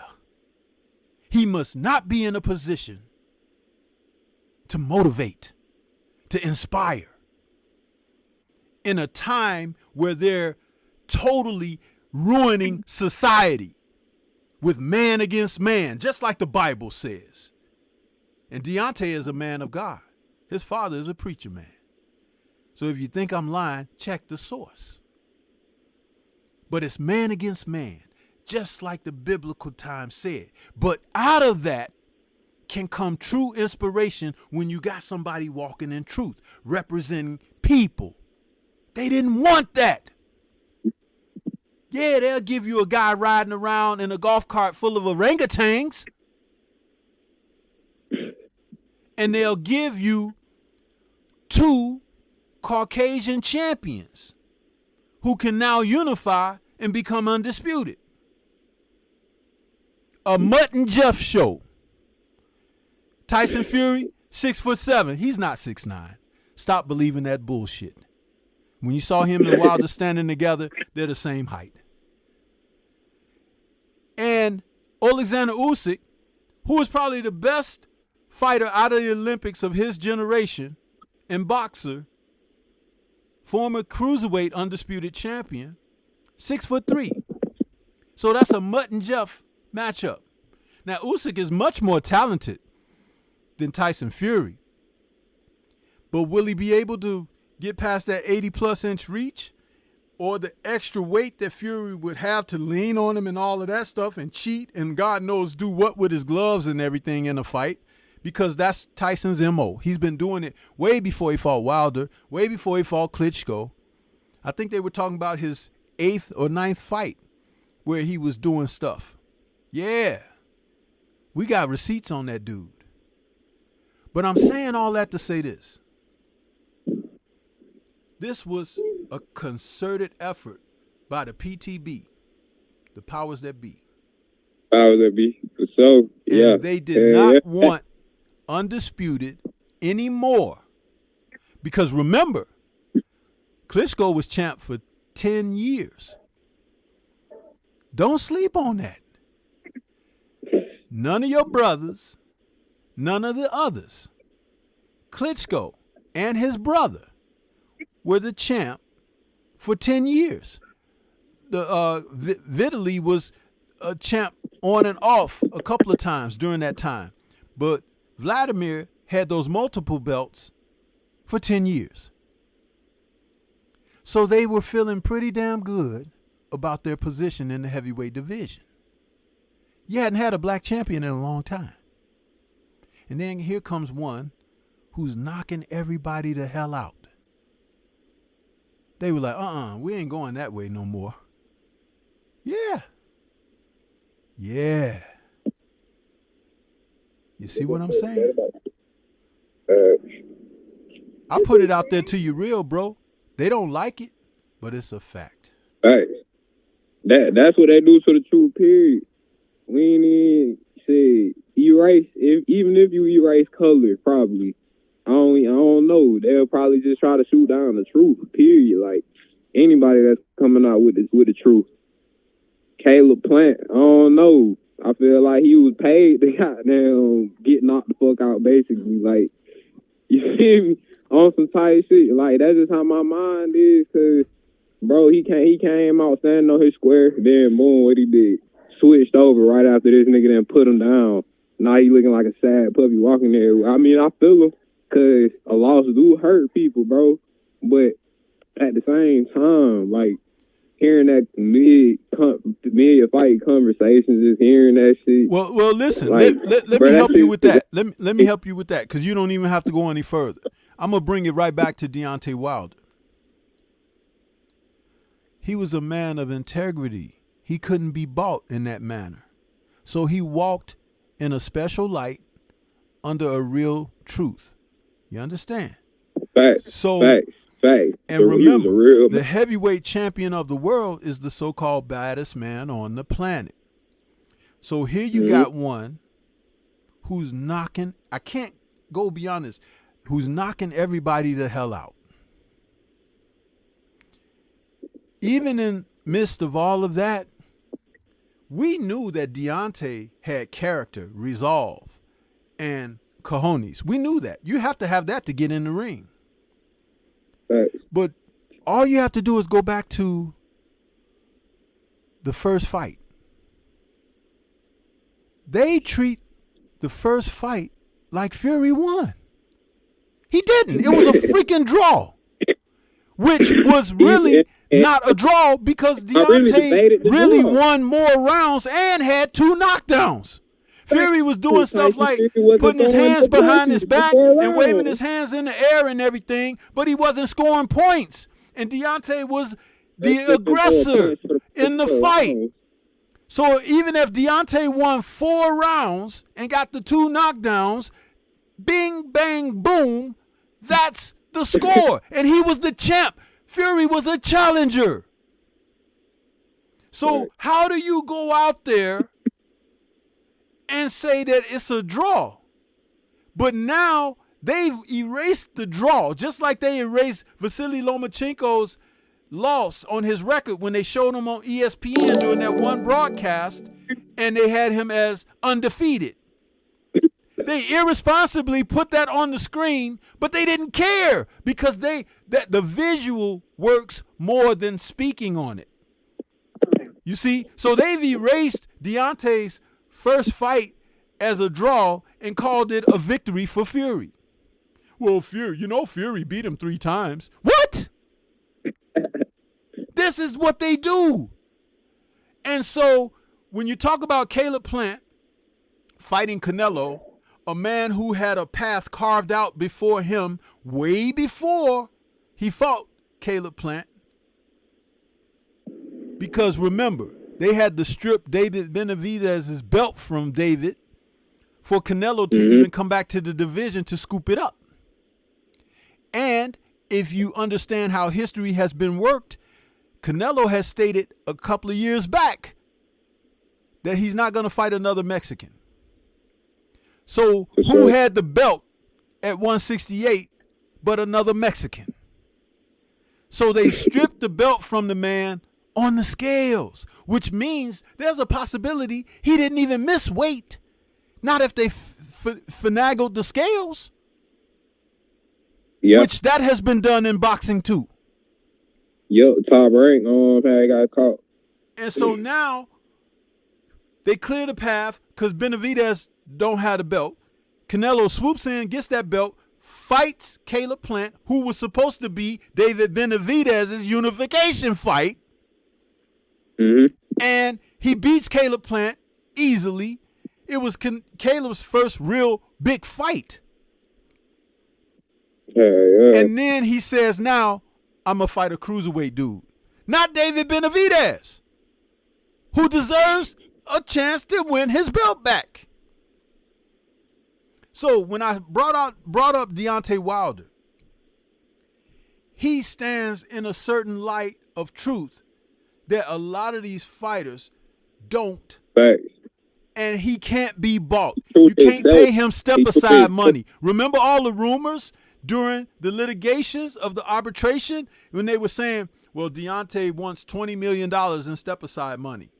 Now, remember, they said $20 million. Deontay said, I never asked for step-aside money. I want my third fight. We have a contract because the rematch was voluntary, but he negotiated a third fight option in the event that he loses. Smart business. So you got Joshua right now offering up. He'll step aside for Usyk and Fury for $40 million. 40! Where's the outrage for that? They accused Deontay, which it was fraudulent information. They accused Deontay of wanting $20 million step aside. But AJ openly said he want 40 to let those two guys fight for undisputed. You see what I said? It keeps coming back to Deontay because Deontay was a man of principle. He was a people's champion. He was the real champion amongst a wood full of these savage beasts. Okay? And this is how they played him, man. Why is it that when he was going into the rematch with Fury, everybody, even all the so-called black fighters and champions, was like, oh, I think Fury's going to win. I think Fury's going to win. I think Fury's going to win. Nobody was going for Wilder. Nobody. That's awfully strange. And you've seen what he's been doing to people, laying them out. He laid Fury out. He actually knocked him the hell out in the first fight. But Jack Reese comes up there and says, well, I think I did what was best for boxing. Oh, all of a sudden now, you know what's best for boxing. That you stand over a man and yell in his ear to wake his ass up because he's unconscious with his eyes open. And you allow him to continue in a fight where in the 12th round, he got knocked out by the most devastating puncher in recent memory in the heavyweight division. Now, this is just how bad that could have went. I spoke about this before. He could have left that arena that night because Reese allowed him to finish the fight and had a brain bleed and end up in the hospital because he was in there with such a devastating puncher. And because Jack Reese was doing what was best for boxing, he could have acted inappropriately for what was in the best of Tyson Fury. The third fight, dude kept telling Wilder to go to his corner for like 4-5 seconds. That gave Tyson Fury a good ass minute before he started counting. Not only like that, when he turned to tell Wilder to go to the neutral corner several times, in which Wilder was already going to the neutral corner, he picked the count up off of where he stopped instead of what the ring counter outside the ring, which 4 to 5 seconds had already passed. When he said 1, 2, you get over there or whatever, he started at 3, 4. It was supposed to be 6, 7. Do you understand? Exactly. That was supposed to be time off. He started right where he left off at. This is not a conspiracy. This is not a conspiracy. This is absolute inconsistency and negligence in the sport of boxing. But it's funny how it works that way for one party, but it doesn't work that way for all parties. You see? Hey, man. And that's why you got to question this shit. Shit fucked up. That shit crazy, bro. Cause it's just the sport, bro. It's crazy because of the sport, man. Like, this is a sport where people like really putting their lives on the line, and y'all playing with people, like not letting them feed their families the right way by giving them opportunities, not doing this, not like, man, all these what ifs shouldn't even be here, bro. Like, this is a sport where niggas can die. Like in the ring type shit. In the ring type shit. We done seen it happen before. I want to say salute real quick So to my brother, African Sci-Fi Scholar out there with his super chat. He said they celebrated Tyson Fury last night, walked him out like he was fighting. They don't do that for Lennox, Tyson, etc. now. Yeah, absolutely they don't. And Tyson Fury was high as you know what last night. He was high. And he kept wiping his nose, so he must have took a big hit before he walked out there. Sam Bradley knew it.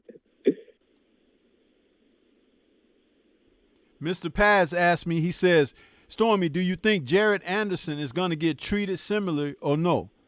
As long as he put on, like he had on yesterday, his pimp outfit with the cane, but don't forget the taps on his shoes, Jared gonna eat. And I'm going to tell you something. I know his character type. His taps are right in the locker. Yeah. Yeah.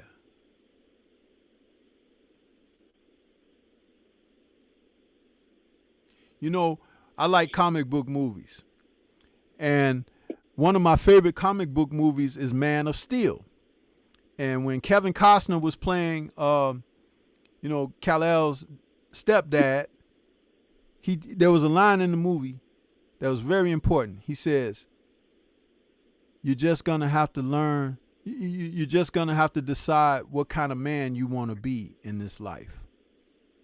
Yeah. That hit home. Because that's a dad talking to his son, you see? Regardless of what you're facing in this world, it's all within you. You have to decide what kind of man you're going to be in this world, in this life. And a man that don't have no integrity is a dangerous individual. Because they could bring down a whole society. I didn't say just his household. I didn't say his neighborhood or community. I didn't say his city or state. Yeah, he could bring down the whole everything. Because if he can incite others to think like him, there you go. You got a bonfire. But if you got a man of principle, like Deontay was, all he needs is to become undisputed. And then what type of influence does he have? You see what I'm saying? That's why they didn't want that. It's a domino effect. The heavyweight champion, whoever the heavyweight champion is and whatever he represents, that's what the sport of boxing represents. That's how I go. Fact. That's a big fact. Yes, sir. I ain't gonna hold up the lines though, man. I appreciate you for having me on, speaking to you. Yes, sir, man. And I appreciate your call. You brought in a very important subject to touch on. So don't be a stranger. Call back again, bro. Oh yeah, for sure, bro. Hey, Devin and Cambosis for Undisputed. Yeah, I like to see it. Every other fight. They trying to bring up every other fight, but we need that. That's the last fight, the only fight that should be happening, man. These niggas trying to deflate. I know. I hope to see Devin get his justice, though. I hope to see it. For sure. And then I need him against Tank. Yes, sir. That's the fight. All right, man. Okay, man. Thanks for calling, bro. That was a good call there. See? Sometimes all it takes is that call to bring that conversation out. I know a lot of you didn't think I was going to take it in that direction, but I had to.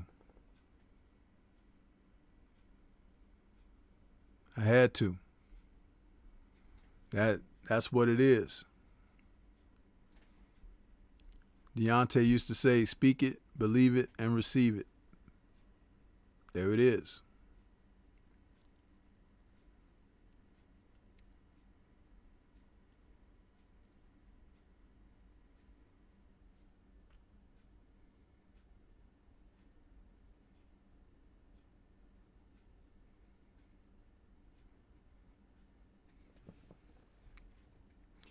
A lot of people in the chat. You guys don't want to call in. I see 704 Joe out there. He says, smack that like button. It's free with all those thumbs up.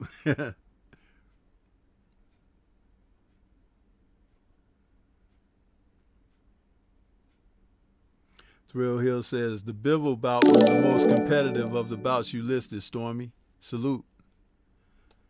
All right. We got the African Sci-Fi Scholar back in that super chat. He says, Mr. Anderson got them taps drilled into his heels like horseshoes.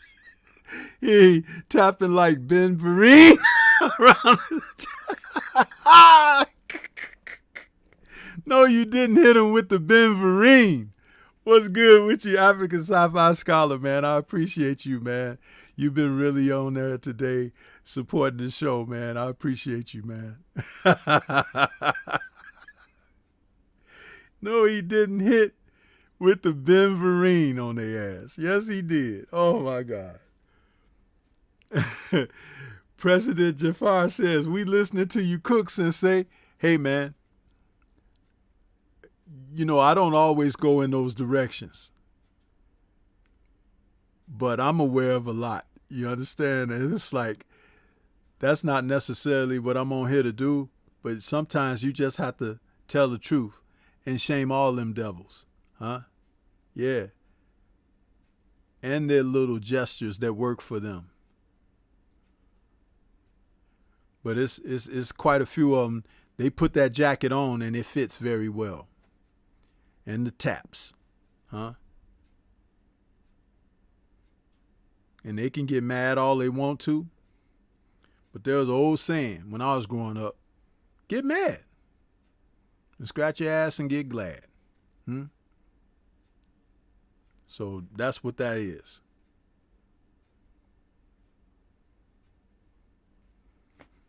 Benjamin Harrington says, are you going live with Drew Titan tonight, Stormy? That's up to Drew Titan. Huh? That's up to Drew Titan. Why are you trying to track my moves, Benjamin Harrington? Are you one of the PTB out there? You want to know where Stormy gonna be? Huh? Right around the back of your crowd, your crib. That's where I'll be, right there. You peep through the window and you see me out there. 704 Joe says, hey, it was your born day, but I got the present. I got my blue belt, Sensei. Oh, man, that's what's up.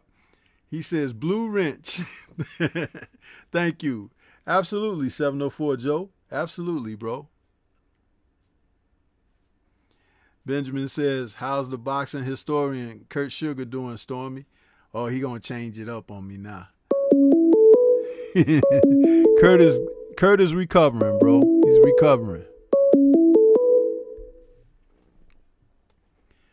Okay, we got 732 in the building. Who's calling? What's on your mind? And welcome to the show. Hey, what's up, Stormy? This Off Strength calling in again. Hey, what's good with you? Nothing much, man. Wanted to touch on some of the fights from last night.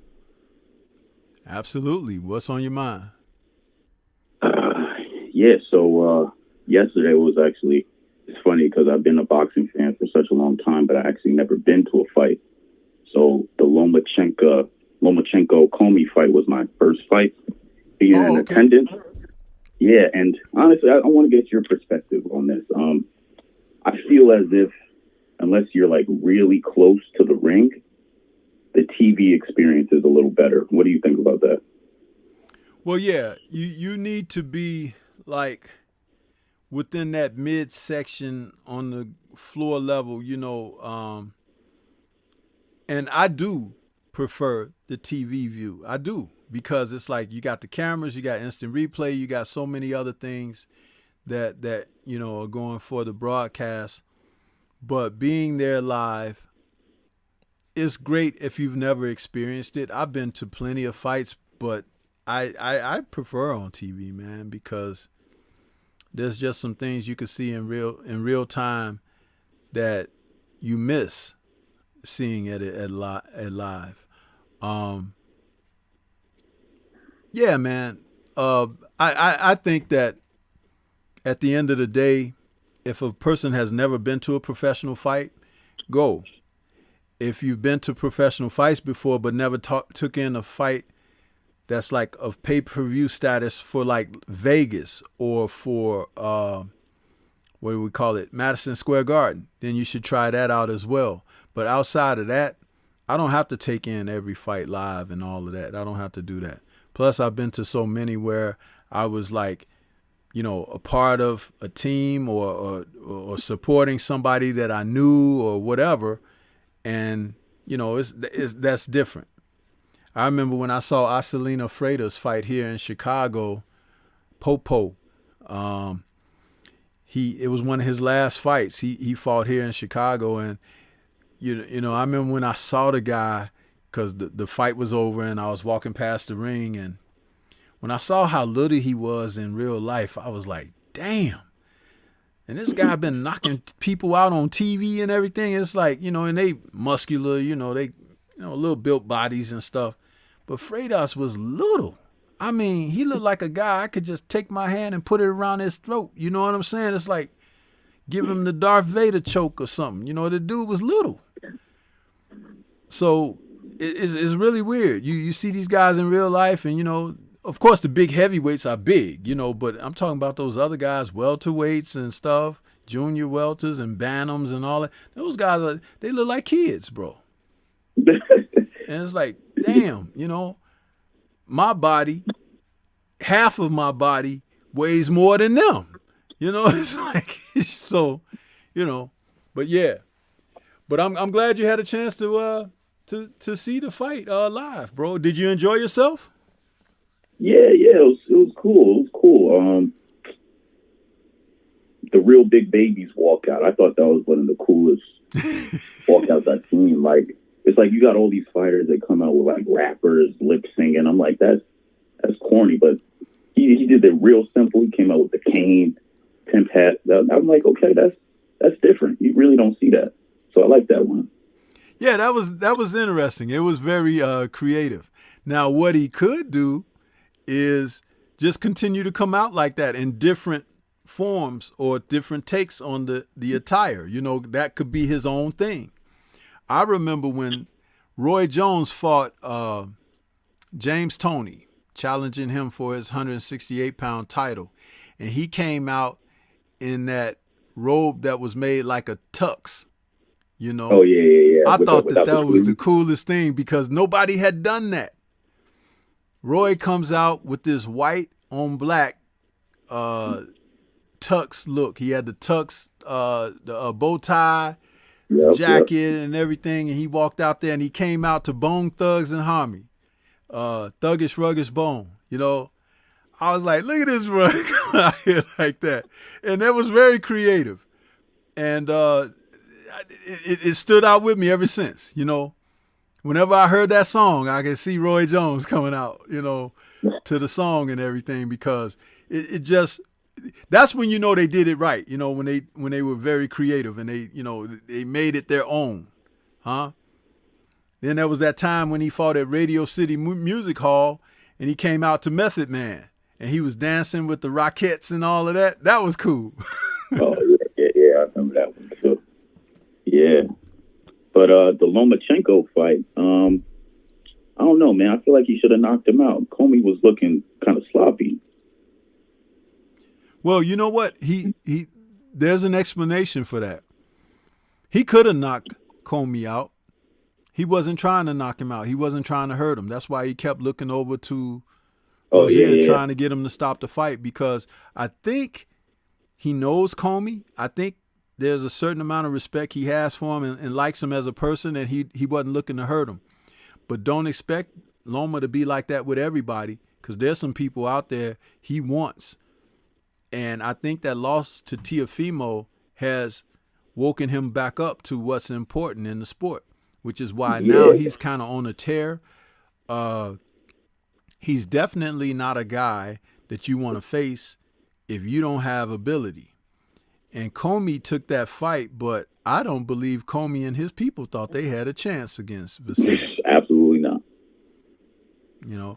Comey is like a B minus, maybe even a C fighter. That I find myself cringing that he was a world champion. I don't understand how, because he has so many flaws that are so blatant that any skilled fighter can exploit that. You know, he's wide open. He telegraphs his punches. His balance is very poor. His footwork is horrible. And I'm like, really? You know. And that's why Tio got him. When Tio caught him, he caught him coming in with something wide open. He just, boom, nailed him, a shot, and that was it. Yeah. I feel like that Tio. I mean, I feel like Lomachenko. He always was a good inside fighter because he had to fight on the inside with that short reach. But I don't know. I feel like after that Tio fight, I feel like I see a little bit more aggression on the inside with him. Well, the thing is, he realizes not getting the rematch clause was really something that was his responsibility, and he dropped that ball. But then to see how Tio acted after, you know, it's almost like, remember how Mr. T was acting in Rocky 3? After he defeated Rocky, and they came to the ring when they came to the ring for the rematch, and they had introduced Apollo Creed, and Mr. T was like, "Hey, get out of my corner." He was like, "I don't need no has-been messing up my corner." He told Apollo that. And then he was like, hey, chump, after I finish with him, I'm coming for you. You know, it's like the way Mr. T behaved after having the victory over Rocky in the first fight. That's how Tio had behaved with Lomo, but not giving him a rematch. He's like treating Lomo like he's a peasant now. You know, it's like, you're nothing. I already wiped the floor with you and this and that. Well, Lomo is sitting back looking at that like, man, I just want this kid in the ring one more time. You know what I'm saying? So what does he do? He fights the guy that gave Tio a really hard time, and that Nakatani. And he goes out there and he beats the crap out of Nakatani. Beats the crap out of the dude. And I opened my eyes at that moment because I actually had picked Nakatani because he looked so poor against Tio, meaning Lomo looked so poor against Tio. I was like, man, Nakatani gonna do something. Man, he came out there, looked like he was 10 years younger than he was, gave Nakatani all these angles and was hitting him so much the dude thought he was surrounded. You know what I mean? And beat him so bad that it made me realize as I'm watching the fight, oh, they done made him mad. That's what this is. He's sending a message. He sent the message last night. But I hope these fools got the correct message, because the message he sent last night was he could have knocked Comey out, but he carried him to the distance. But he's not going to do that for everybody. So just know that you take your chances when you get in there with Lomachenko. And I'm going to tell you this. Never was a real fan of him because he has been a serious hype job. But his skills aren't hype. His ability as a fighter aren't hype. It's the network and the promotional thing behind him that hyped him, saying he's his best thing since Ali and all of that. All of that stuff, I can look at fighters and tell who's the next Ali or whatever, and he ain't it, but he's a good fighter. So salute to Stay Dangerous Boxing out there who just subscribed to the channel. Appreciate your subscription, man. Welcome to the Stormybman family. This is the thing I want to say about that. When you got a guy who has skills like that, he needs challenges consistently. Otherwise, he becomes disinterested. And I think that's what happened. But now that they've woken that up, hey, man, it's a lot of guys out there in that division and around just below and above that don't have the dedication, skill set, boxing IQ, experience that can contend with him. And he knows that. So he's on fire again. Yeah. You think Keyshawn Davis gives Lomachenko problems? No. No? No. The only thing. Well, you asked me the question. You didn't ask you didn't ask me to ask you what you think. You asked me what I think. You see? Tell me why. Because he doesn't have the experience. He's young. He's strong. You know, he had a good performance last night. But not one fight does a career make. And the thing about it is, some of the similar problems that Comey has, this guy could have in there with Loma right now. Will he eventually be able to do something? Quite possibly. But that's all determined by where a guy's focus is. But I can't make an assessment of a guy being on that level off of like where he performed last night. And remember who he was doing, what he was doing to last night. That wasn't somebody on Vasily's level. Yeah, definitely not. But definitely after, I think he only has 4 fights. But I'm saying the skill at a base level, if he builds upon that, I think he could give anybody in that division a run for their money. Yeah, but I mean, that's going to take some time. If he was fighting Loma last night, he gets knocked out. Okay. Yeah. I that's not a hard thing to see because it's like he doesn't have the experience, bro. Now, I know what potential looks like, but we don't talk about potential, being the end all. We have to see the progression. We have to see how many fights he's had? 4? Yeah, 4.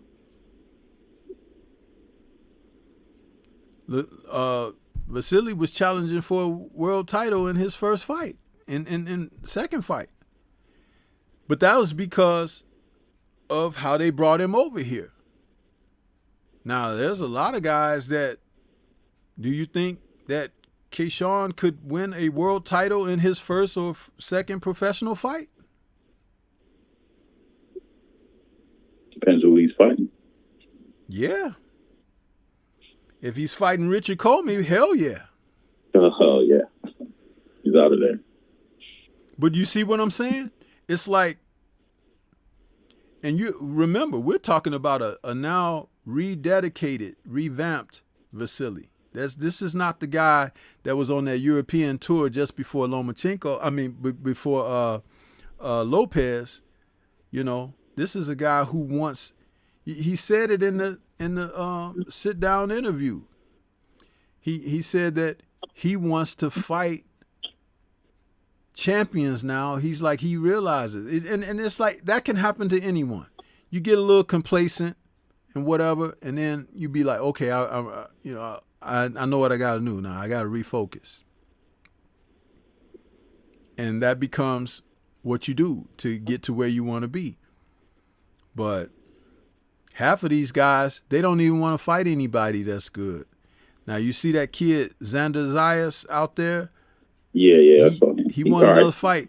He reminds me so much of Fernando Vargas, man. I just hope that they don't do to him what they did to Vargas. Start putting him in tough fight after tough fight after tough fight once they realize he can fight. And he can. But he's still not seasoned enough to get in there with a real quality veteran championship caliber fighter, because what happens the first time he hits dudes and don't hurt them?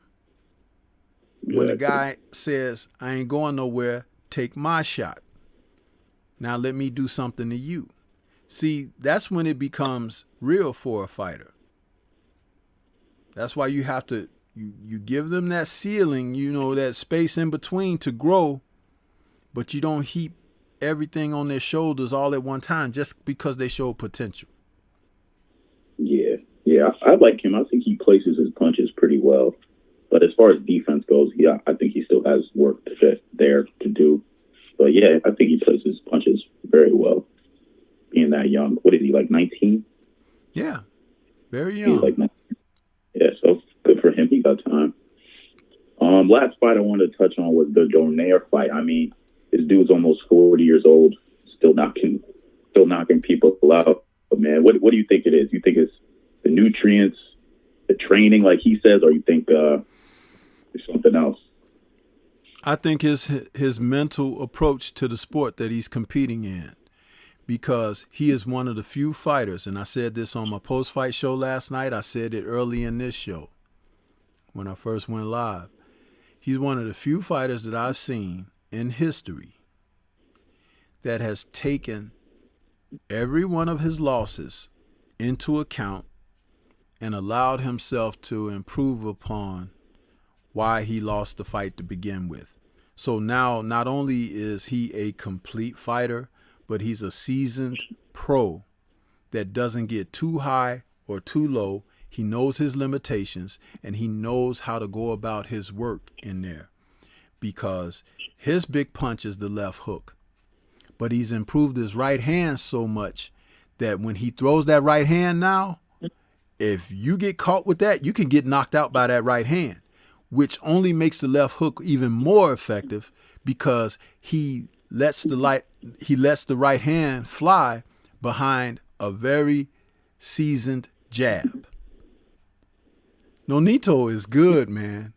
And the fact that he's 40 years old doing this to the young guys, it shows you how much the divide is between a fighter like he and the young guys like they. How studied up they are not. And if he continues to fight guys like that, he could become undisputed again.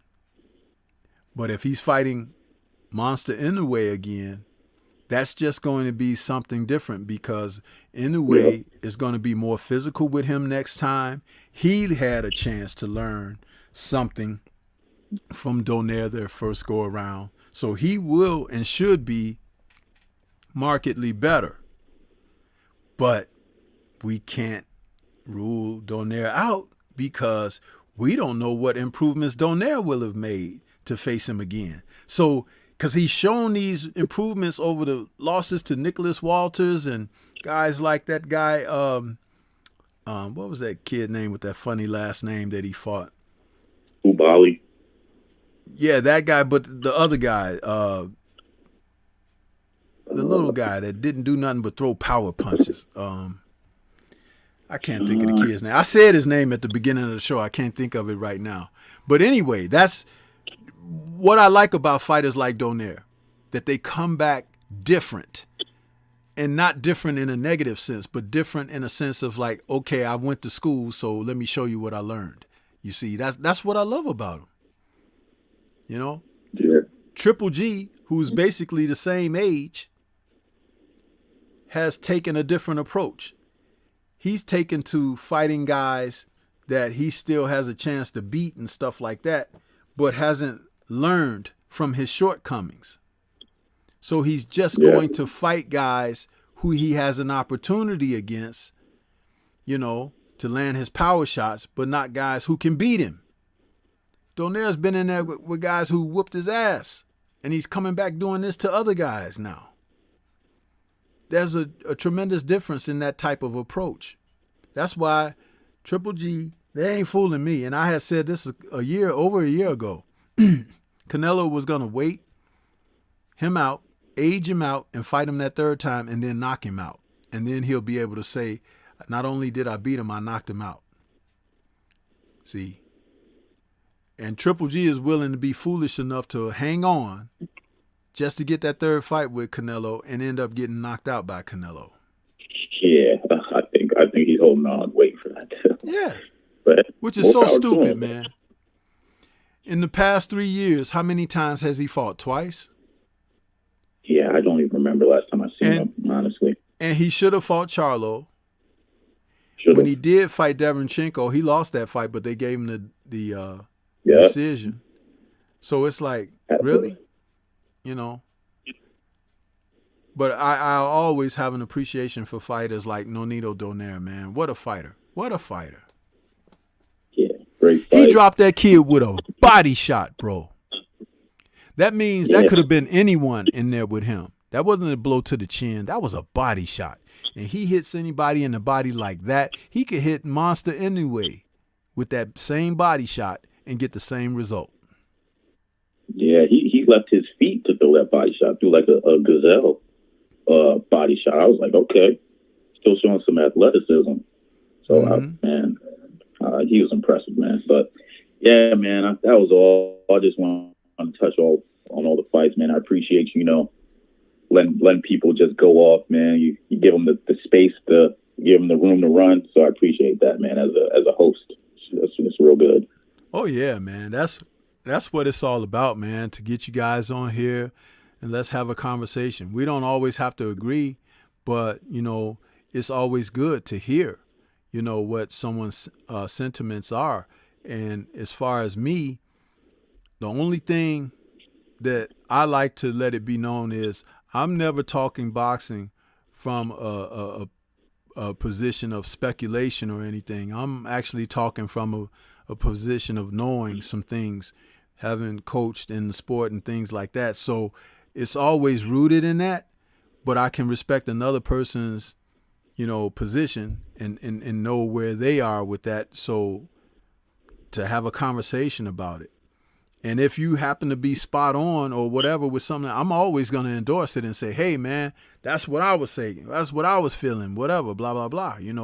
That's how I feel about that. But, yeah, I appreciate you, man, when you call in and be able to drive the conversation forward like that. Because, again, that's what a show like this does. It's about the community coming together and discussing these great fights and everything. You know what I mean? Because we talk about it because we love it. We love the sport. You know what I mean? And that's why I wanted to do a show like this. And salute to Drew Titan for encouraging me to stay with this, because he said that, man, Stormy, he said, that's your platform. That's what you should be doing. And I didn't see it. But he was like, yeah, people want to hear what you got to say, man. And people, so I was like, but yeah, salute to Drew Titan for encouraging me to keep it up. Yeah, man. Salute to you, man. Salute to you, Stormy. Shout out to you. I'm gonna be back next weekend, chopping it up. Same thing. Yes, sir. Yes, sir, man. Any last thoughts before I let you go? That's it. Yeah. I guess this was like maybe before the AJ Usyk fight. You did like a show breaking down the way AJ trained. I thought that was a real good show. I couldn't call in. I couldn't comment because I still got to wait. But that was a good show because you could just see the way AJ was training. Like none of it was actually. It's functional, but not truly functional to what he's doing in the ring. It's more like just like brute strength type of training and not like boxing training. I thought you did a real good job with that video. So if nobody's checked out that video. Oh, okay. Thanks, man. Yeah, because, AJ, when they put all that muscle on him, they wanted him to look like a formidable guy and stuff like that, instead of filling him with the technical aspects of boxing. Personally, I think if they had focused on getting him a Western trainer instead of going for the bodybuilder look and stuff like that, he would be so much ahead of where he is now that he might not even have the losses on his record that he has, because he does seem to be a guy who will try to do what coaches teach him and everything. But his whole training thing was weight training and everything. That's where you saw the most intense of him in a gym. Nothing technical. Nothing technical. And when I see him throwing those punches at the pads and stuff, where he's like winding up these huge uppercuts and stuff and he's wide open, I'm like, who the hell is teaching him that crap? He gonna get knocked out. Yep, now look. Hey, man. Yeah. So, hey, man. But yeah, we can always talk about this stuff, man. So even like next week, if you come back, you want to lead off into a conversation about that or whatever, we can, keep it going and revisit it. But for sure. I'm not going to hold the line up anymore. Appreciate you, Stormy. Okay, man. Thanks again. And salute to you. We'll catch you up next time, bro. All right. All right. Peace. Peace.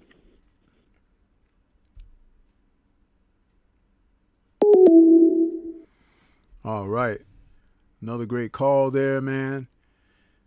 But that's going to be it for today, because that's my time. Salute to everybody that came out today, this morning, for this morning's show. Salute to our new subscribers.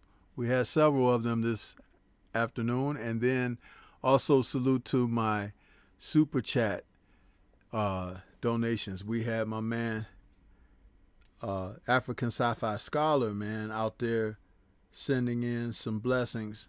And I just want to say thanks again for that, because those proceeds are always appreciated, and they go toward, in reinvesting into the channel. So great show, man. Round of applause to everybody. And for those who didn't write in or call in or engage in the chat, shame on you, because this is what it is. It's an open forum for that. We just don't accept no foolishness here on the channel.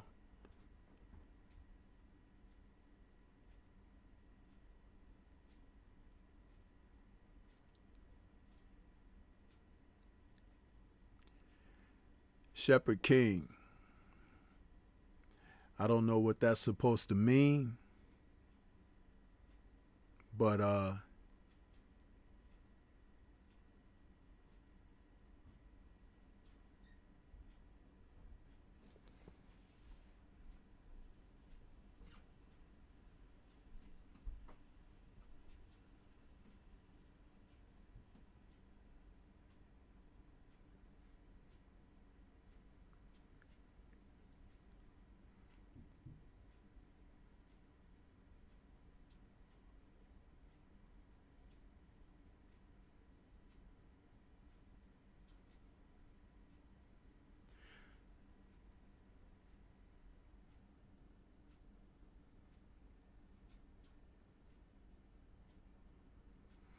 some people just want to come in and take things in a direction that you don't really intend to go.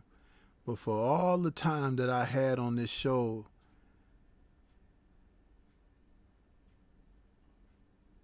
wow.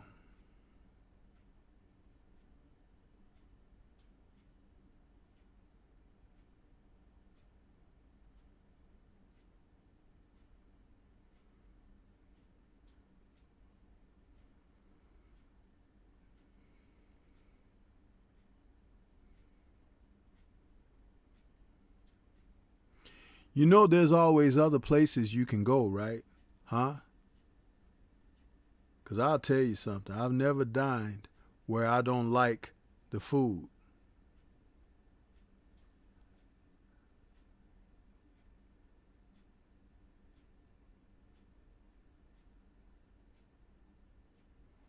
Anyway, I'm going to get on out of here. Salute again to everybody that came out today, man. Great show. Round of applause to everybody who participated, and for those who will catch it on replay. But we'll catch you guys next week.